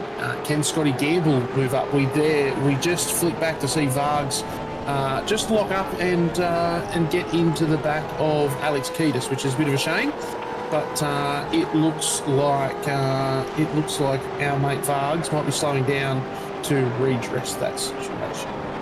Keep an eye on the timing tower, because I think you're probably on the money. Vargs is not going to stop and wait around, but he is going to slow back and just let Kiedis catch up here. And sure enough, Alex Kiedis rounding the corner, he'll go past Vargs. Vargs is going to be, of course, at almost full pace as Kiedis comes past, though, because he doesn't want to give up too much time and space to him. So they cross the start-finish line, and Vargs immediately over behind to catch the slipstream on the way through. So he finds himself right back where he was before the incident. The two Southern Cross racing cars ahead, Michael Power and Simon Farrington, you see down the bottom of the screen there, just having a bit of a moment figuring out who's going where, but thankfully nothing in it in terms of contact. We go back up front, though. Dean Logsdale continues to hold off Poynton and Gamble. Gamble, those fresh tyres, just going to waste a little bit here. Jamie Dyke up ahead, still not able to find a way past John Latham either. So two sets of three battling away at the front end of this field. Under 10 laps to go. There's still plenty of points on offer, and of course bragging rights in the final race of this season. I don't think it's done yet for Wayne Walker, that's for sure. No, it's not. He certainly hasn't bolted from Latham, but you know what? They're both doing 35.8s. Jamie Dyke's doing 35.9s. They are on the money. They're certainly not. They're not hanging around. Just that gap now. It's just snuck out past the second. Jamie Dyke is with Latham. I wouldn't be surprised to see Dyke grab Latham for a second place finish, but what I would say is I don't see Latham going down without a fight. And what a race he's putting together. It's fantastic to see some new names up the top of this field. Now I want to come back to something you said a little bit earlier when we were talking about the difficulty of concentration in these cars over this sort of a length of race. As someone who's contemplating entering his first Nürburgring 24-hour endurance race in just a couple of weeks' time, I'm going to take great comfort in you telling me that the GT3 cars are a bit of a cruise to drive, mate. That's going to be good fun. I look forward to it. I'll nap through my stints. Yeah, absolutely. Settle into a rhythm. let the traction control and ABS take care of all of the little lapses in concentration. It's not to say that you can't make a mistake at all, mate, but what I can say is that compared to one of these things, you are absolutely able to, you know, wind your concentration levels back ever so slightly. Well, good to know. Good to know. I'll let you know how that one turned out for me. I wish you all the very best. If there is one track where the track demands a bit more concentration, it is the ring. I wish you all the very best of luck through the night, and especially if it starts to rain. Well, that's where I shine, mate. I'm not fast enough to challenge the traction in the wet, and so end up picking up a few spots from that. It's a strategic move, I swear. Yeah, fair enough. Absolutely. I'll be out there with you. Hopefully we're in the same split, mate. We can have a bit of fun when we're out there mucking around. Yeah, I significantly doubt you'll find ourselves in the same split. As always, expecting huge entry numbers into that event. And who knows, we might try and get a bit of coverage happening at some point for anyone who does want to check it out. Haven't even thought about that at this stage, but we'll see how we go. For now, though, our attention remains firmly focused on the front six here on lap 46 of 52. We're coming to the end of what has been an absolute bonkers season. So much action across the 10 rounds, and it's going to be tough to top next season, I'm sure. The Enduro at Sandown as well, Sandown 500, should be an absolute cracker of an event, so make sure that you are tuned in for that one in a couple of weeks' time. Scott Gamble, he's looking for a way past, but just cannot get a run here on Poynton, who in turn is really struggling to just stay with Logsdale. Yeah, it's an interesting little battle that's forming up here. You know, Scotty Gamble hasn't made a single position on those tyres. Jamie Dyke hasn't made a single position on his tyres. It's been interesting to see that the second, as we see one of the Quantum cars, I'm not 100% sure who that was, Stephen Varga, just make a little mistake. Thought that he was going to get a run on Alex Kiedis for the second time, and unfortunately locked the rears and spun it around. Although we do jump back, and do we see there? So, sorry, I see what's happened. Scotty Gamble dropped to 8th. Big moment there. I'm not quite sure how and when that's happened, but a big moment for Scott Gamble. We'll see if we can figure out just where that has happened, and see what we can go back and take a look at, because he's dropped significantly. He's had a big moment. The Team AJR car caught me out, Jared. I had it in my head that there's Gamble just coming back onto the track. Lots of smoke there too, so maybe he had a spin. But yes, I certainly thought that was a Mark Poynton issue, not a Scotty Gamble issue. But Scotty Gamble back there now in the clutches of Damon Fisher, who, you know, still putting together a mega stint on those tyres, doing a wonderful job. And the comment that I was just making before we realised that Scotty Gamble had an issue is just around the fact that obviously that safety car allowed these tyres to cool down, and, you know, maybe less about the overall percentage of wear, Jared, on these tyres, and more about the heat that they're getting to through these long loaded corners and those couple laps on the safety car. It might have felt like a great move to dive into pits for Scott Gamble and grab a set of tyres, but when everyone else has cooled down, you know, they were just able to go back to racing him, and he's going to end up hot as quick as everyone else is, and he's not going to get that benefit of those newer tyres. Rain, we did see your message a little bit earlier before, mate. The out-of-date Discord link, we do apologise. We will get a fresh one. Unfortunately, we don't have the ability to generate them, and the guy who does happens to be currently preoccupied with changing gears in a Gen 3 supercar. We will get you one, and we'll put it in the link to this video as soon as we can, mate, so that we can get you into the Discord and hopefully see you out there on track at the Sandown 500. What a fantastic race, Jared. Super cool track. One of my absolute favourites in one of these supercars, I've got to say. Yeah, especially that series of chicanes at the end of that back straight makes for some fantastic shots for us as well, of supercars just absolutely sliding through there.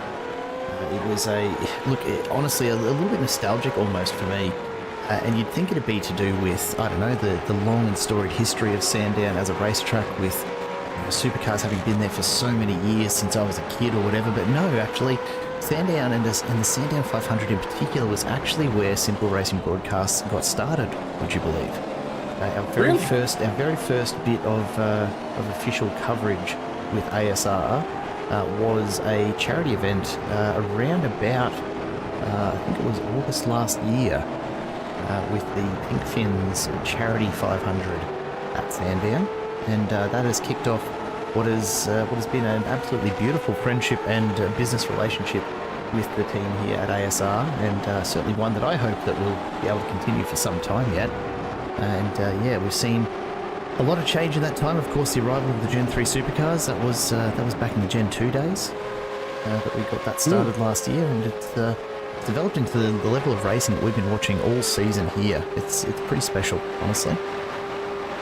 Yeah, this is a pretty cool series. You know, they're not the only one out there. It would be remiss of us to pretend that they are, but a fantastic field, and importantly, I'm not sure what other people think, but certainly in my opinion, close racing beats fast racing. So, you know, I never really mind the overall skill of the people that we're watching. I want to see good hard battles, and that's not to diminish anything from our team and some of our front runners here at ASR. But whether they are the best field in the world or not, they are a bloody close field, and I reckon that we get treated as some absolutely fantastic racing. Speaking of fantastic racing, we duck back, we have a look at a Southern Cross racing car. Farrington and Kiedis coming together. Probably wouldn't call that fantastic racing, but anyway, not a huge amount of damage done. I do believe that Kiedis, if we have a look at the timing tower there, he has redressed that position. Unfortunate to see those two guys, bump into each other. But anyway, it's the end of a long night. It's the end of a long season, and I think that those guys are, that's just one of those things. They'll get on with racing and enjoy the rest of their night. We see now Logsdale has really stuck with Dyke, only half a second off. The chat's starting to light up. Do we think does Dean Logsdale have the ability? 3 laps to go when this one finishes. Can he get onto the back of Dyke and maybe get a pass done, snag a podium in his last ever AJR colours race? That's a good question. We'll keep an eye on. I've been waiting to have a look at this for a little while. I do want to go back and see just what happened to Scott Gamble. So we'll try and pick him up here by jumping back to some of the other action going on. So we can see he's still tucked in behind Poynton, and this may be a little bit too far back, but it should be just coming down the hill here that we see just what's happened with Gamble, right on the back of Poynton, all the way down the hill. Of the next straight. That's okay. We'll enjoy the little bit of footage here. I think what we're going to see is Scotty Gamble get to the end of the next straight, Jared, and maybe in that sequence of corners have a little bit of an incident. We're coming back live. Just Damon Fisher's had a big moment and just gets it off onto the grass, manages to pull it up. Oh, what a place to be stopped, though. That's pretty terrifying as a driver to be sitting across the racing line at any point of the track, but especially in a corner there where you're not going to be able to be seen until very, very late into it. As we see, fantastic job to get that car moving. And as you were just about to say, Jared, sorry for cutting you off, but we do jump forward. Gamble and McKnight. Gamble trying to pull pass on around the outside. Probably not going to work. Can he tuck it back down on the inside now and get a run on the way up to 1? He's got the nose in. Can he hold it there and get the run the whole way up along this big, long, straight that's not particularly straight? He's still got the overlap. He's really pushing this hard, and I think that he's got enough there now that we'll see him get this pass done on the way into turn 1. It's a big ask, though, on those tyres and brakes, but he does get it done. He pushes McKnight back to 7th. So Scotty Gamble, he is back up to the 6th position that he was in when he had his little incident. Of course, though, he is now 5.5 seconds off the back of Poynton and Logsdale, where he was fighting, but now he does get his 6th position back. We jump forward again. Jamie Dyke all over the back of John Latham, just counting down the laps here. We've got 1 to go after this. We're going to see the white flag come out next time around. I'm still really interested to see just what has happened to Scott Gamble, and indeed we might have one more crack at finding that moment with him a little further forward. This is about where we were up to just a moment ago, and of course we cut further back to check out what had happened to Stephen Varga. So Gamble hard under brakes, doesn't touch the grass, up on that inside ripple strip. It's I'm not quite sure how he's managed to come unstuck here. Well, I guess we're about to find out though. Has he just overcooked these tyres across the series of laps, trying to stay with Poynton and with Logsdale? Gets up the inside there.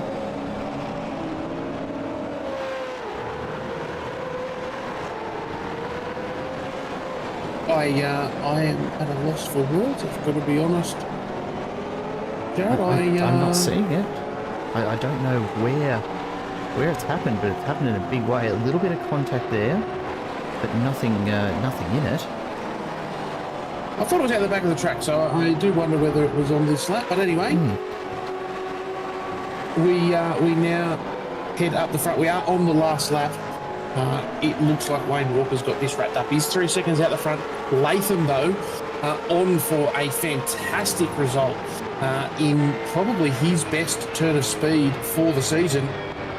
We jump on board with Jamie Dyke. He is just 3/10 off, and he's absolutely, he's like a shark here. He's just circling, working out which corner he wants to do it on. He's running out of opportunity. There's no doubt about that, Jared. We're coming into the last couple of corners. Does Dyke have the pace and the ability, the tyres, etc.? He gets a good run out of that corner, but not good enough. Tucks in here, and really, this is the last opportunity. He has to have a great braking opportunity into this next corner. We see the lights flashing. Dyke is doing everything he can to grab one last spot. Latham, though, gets great drive out of that last corner. Dyke tucks into the slip. I'm not sure that we'll see him get any further up here. We do see Wayne Walker cross the finish line in a fantastic and incredibly dominant display before we see John Latham and Jamie Dyke round out the podium. Dean Logsdale in his final race for AJR gets a fourth. Mark Poynton in fifth. Scotty Gamble in sixth. Jamie McKnight in seventh. Brian Minogue in eighth. Hardy in ninth, and Clifton in 10th. One thing that I'll say, Jared, you throw out a 50-odd lap race, a couple of different names start to pop up the top. Absolutely, not the usual few suspects that we've seen in some of the other races throughout this season, and really just speaks to what can happen in these longer race events. It's not endurance length, but it's a little bit closer to it. And certainly a pretty cool set of results to have watched there for the final race of this season.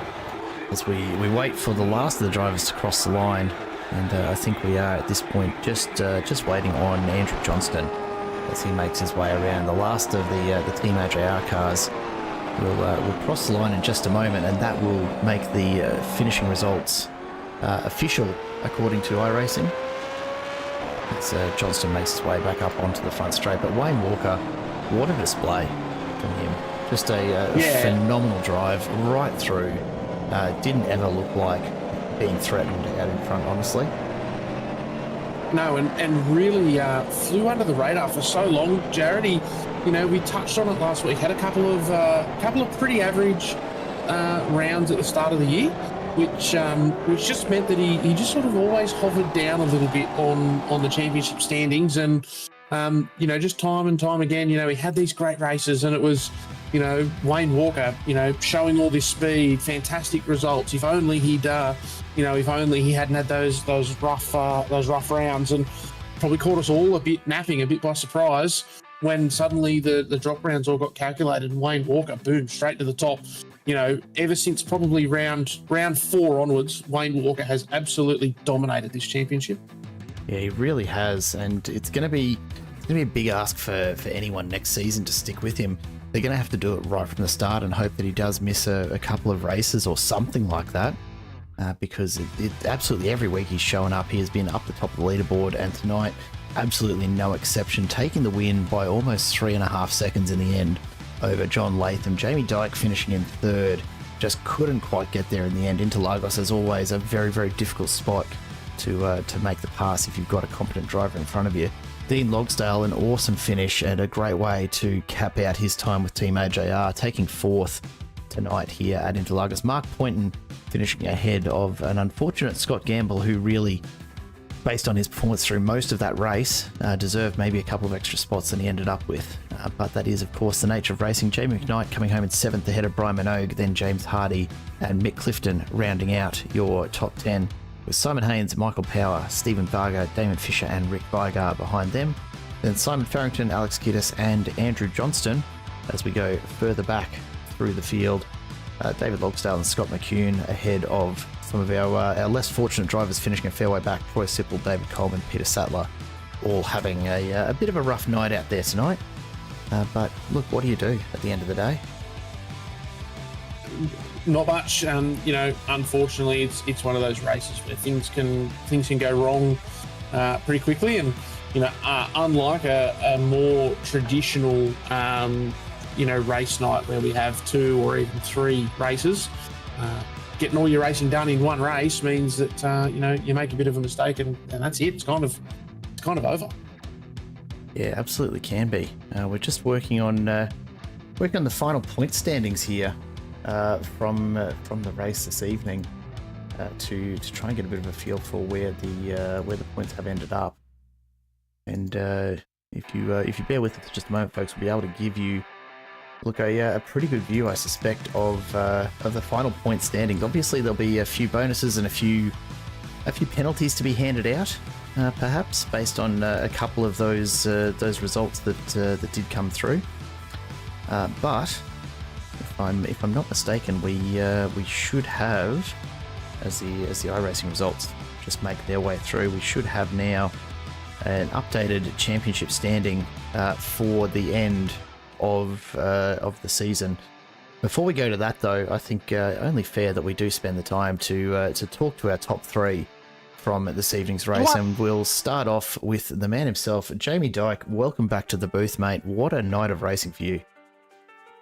Yeah, it didn't go the way I planned, but somehow still managed to get up here. Hey, it's nice to be on the podium to finish the season off, mate. And by the look of things, probably we said earlier in the broadcast, not the way that you would have liked to take second spot in the championship, but I'm pretty sure when we take a look at those points, that's where you'll be finishing ahead of poor old Matt, who's ended up with COVID this week. Yeah, spicy cough. The spicy cough doing its thing. Yeah, I always said I actually race better when I'm sick. You can ask any of the fishy boys. It is true. So Vandergrand has no excuse. I'm hoping that he's out there somewhere in the broadcast chat, about to absolutely let loose on you, mate. But we will see. How was it out there on track tonight? 52 laps, a pretty solid bit of racing to try and get done for the evening. Did you find it tough at any particular point, or was it pretty consistent throughout? Yeah, it was very tough because it's not what I practiced. I practiced a wet track, not a dry track, so that was my bad. And then actually I got a really good feel for the car. I was probably 4/10 off my best in qualifying, so I should have been further up than I was.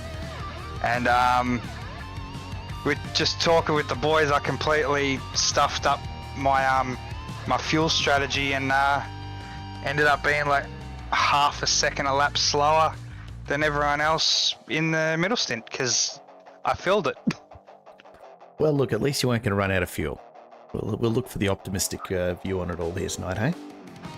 Yeah, not a bad way to round out the series. Absolutely. Mate, the big question, of course, you're back again next season.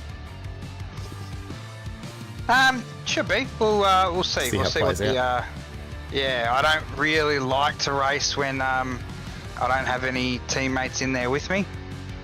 Keeps it all, fun and fresh and exciting. But we'll see what happens. Good stuff. Well done tonight, mate. Congrats on the championship results. We'll take a look at them on the broadcast in just a moment. So make sure you jump in and join us in the chat for that. But otherwise, a fantastic season and good to see you on the podium to finish it off.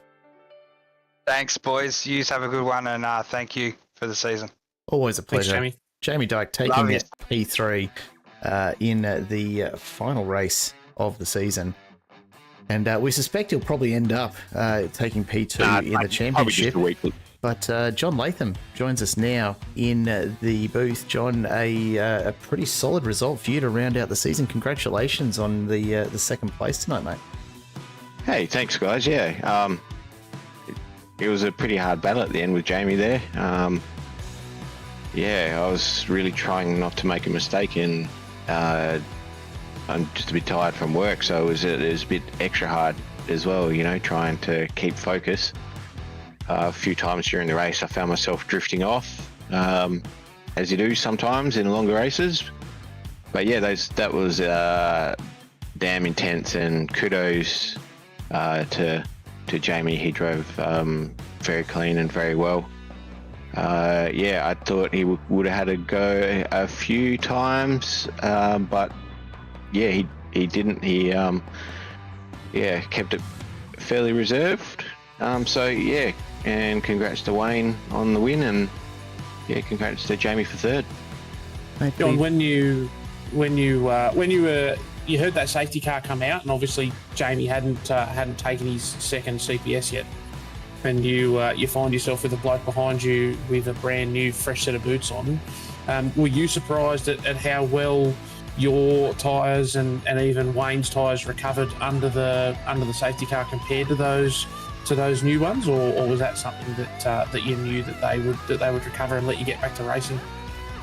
Yeah, I knew they'd recover after that many laps under the safety car, but I don't know. I think they generally heat up, like, you know, once they start thermaling, and then it just gets worse and worse, and you really have to kind of.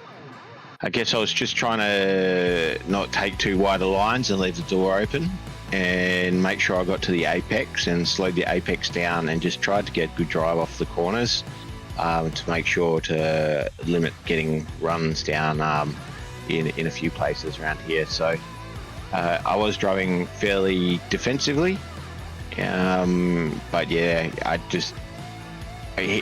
Jamie had better tyres and had pace. I think if he had made the move and and got underneath me, I reckon he would have probably driven away maybe a little bit. But yeah, that's the way it happens sometimes, isn't it?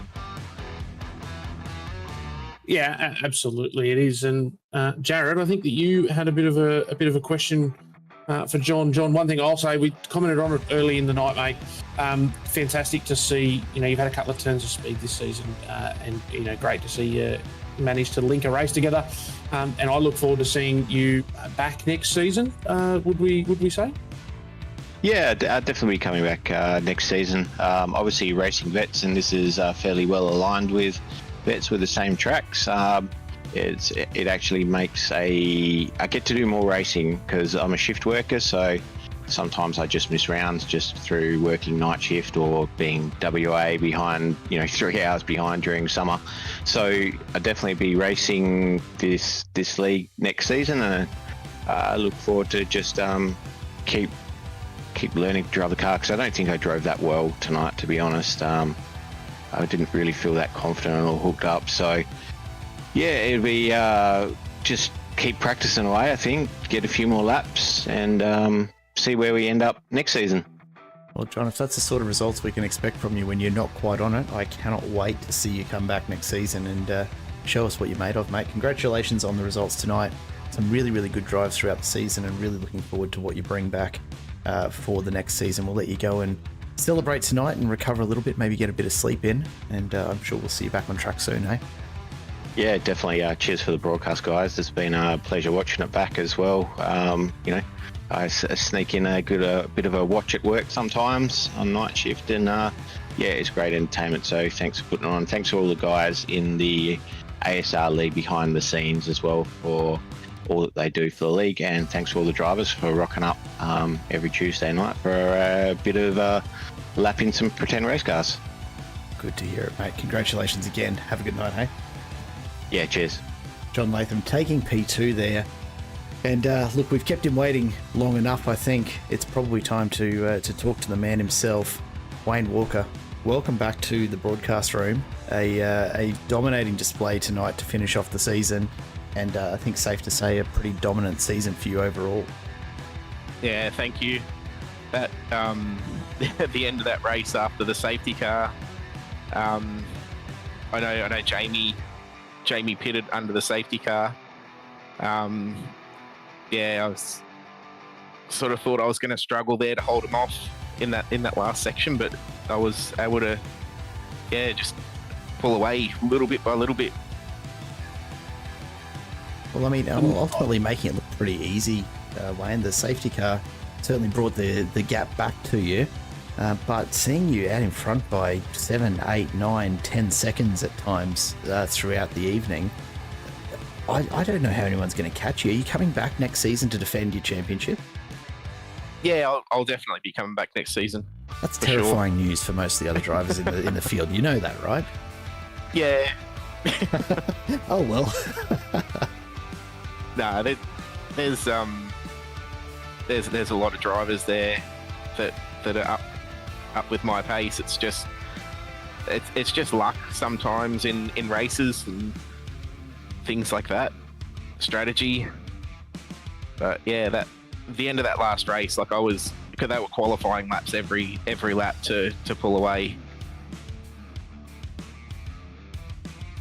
If that's the sort of effort it takes, though, it's not hard to understand just how you ended out in front so far. Because with all of that clear air in front of you tonight, does it make it easier being at the front end of this pack to extend your lead like that?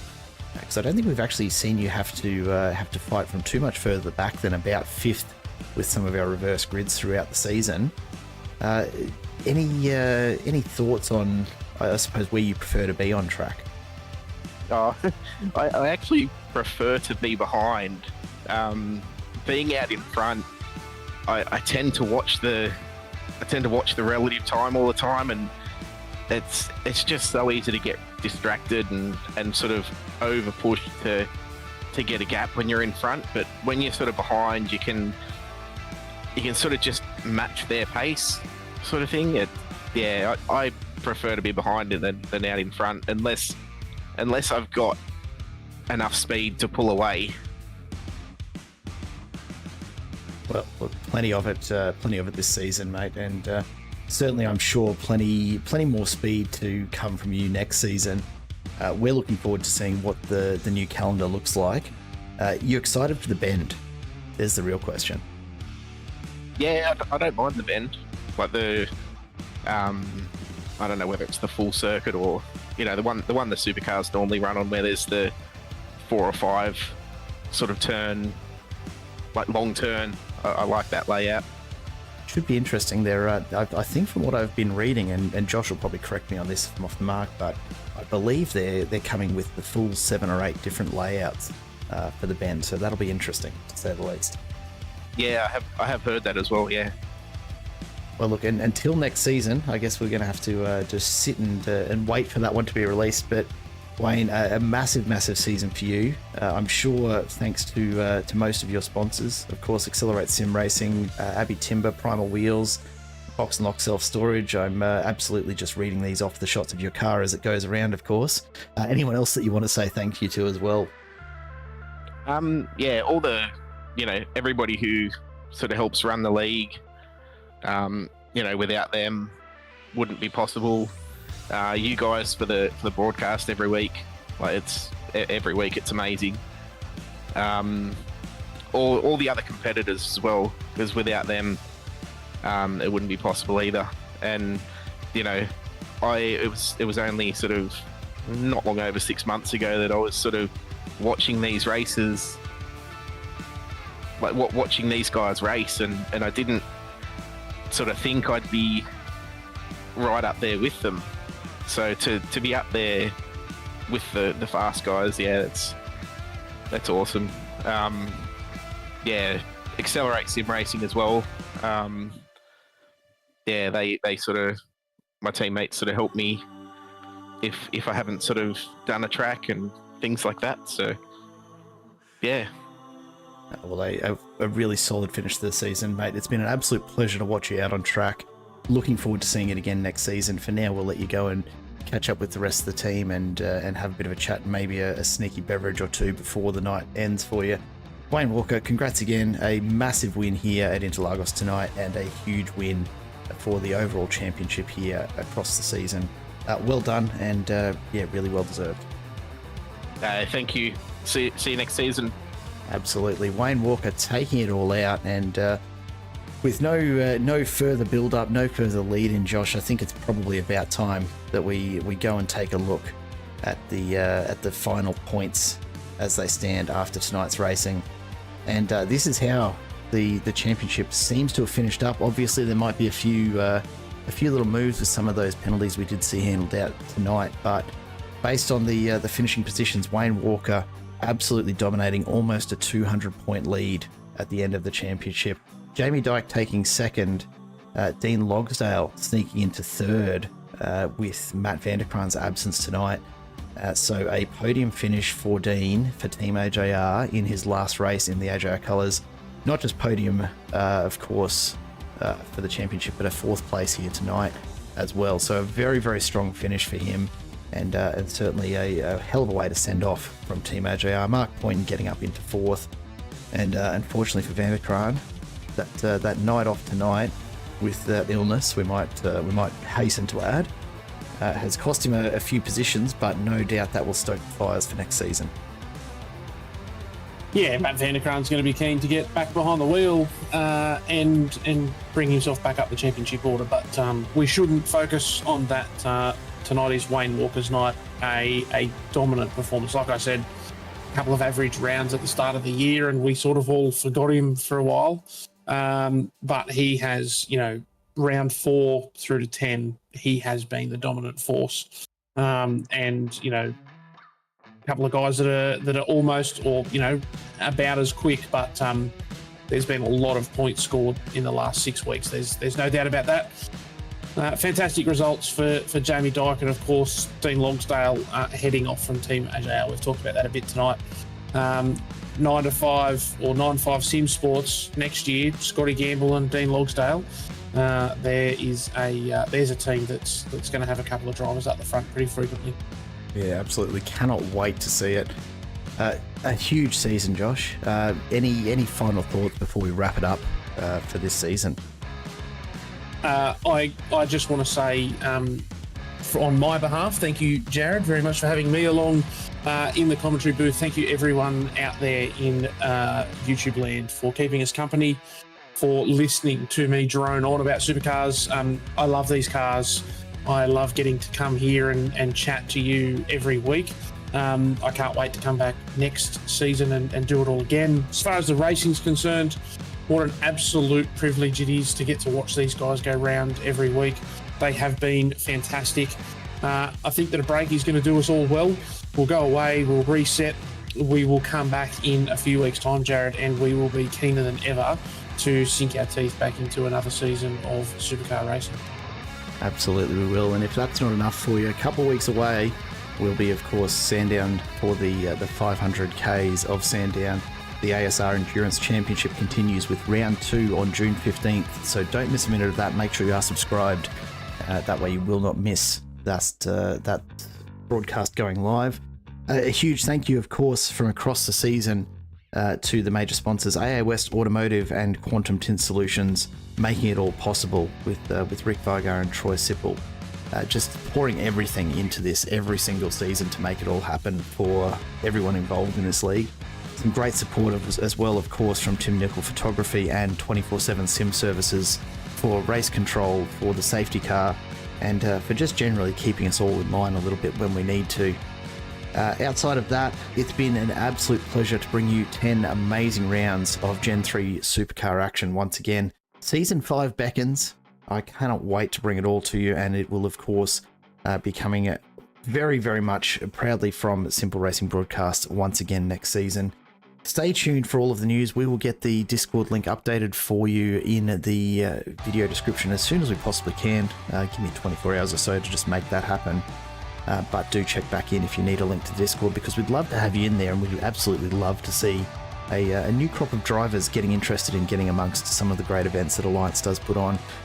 For now, though, folks, on behalf of everyone here at Simple Racing Broadcasts, from Josh and myself, it's been an absolute pleasure to have you along, and we do appreciate your company each and every time we go live here on YouTube. Until next time, though, I cannot wait to announce the new calendar to you. We'll just have to see when we do get that from the Alliance Sim Racing Gurus. It's been a great season. We've got more great racing to come. Do make sure you stick with us. Until then, though, of course, for the last time for Season 4, from the commentary booth, it is goodbye for now.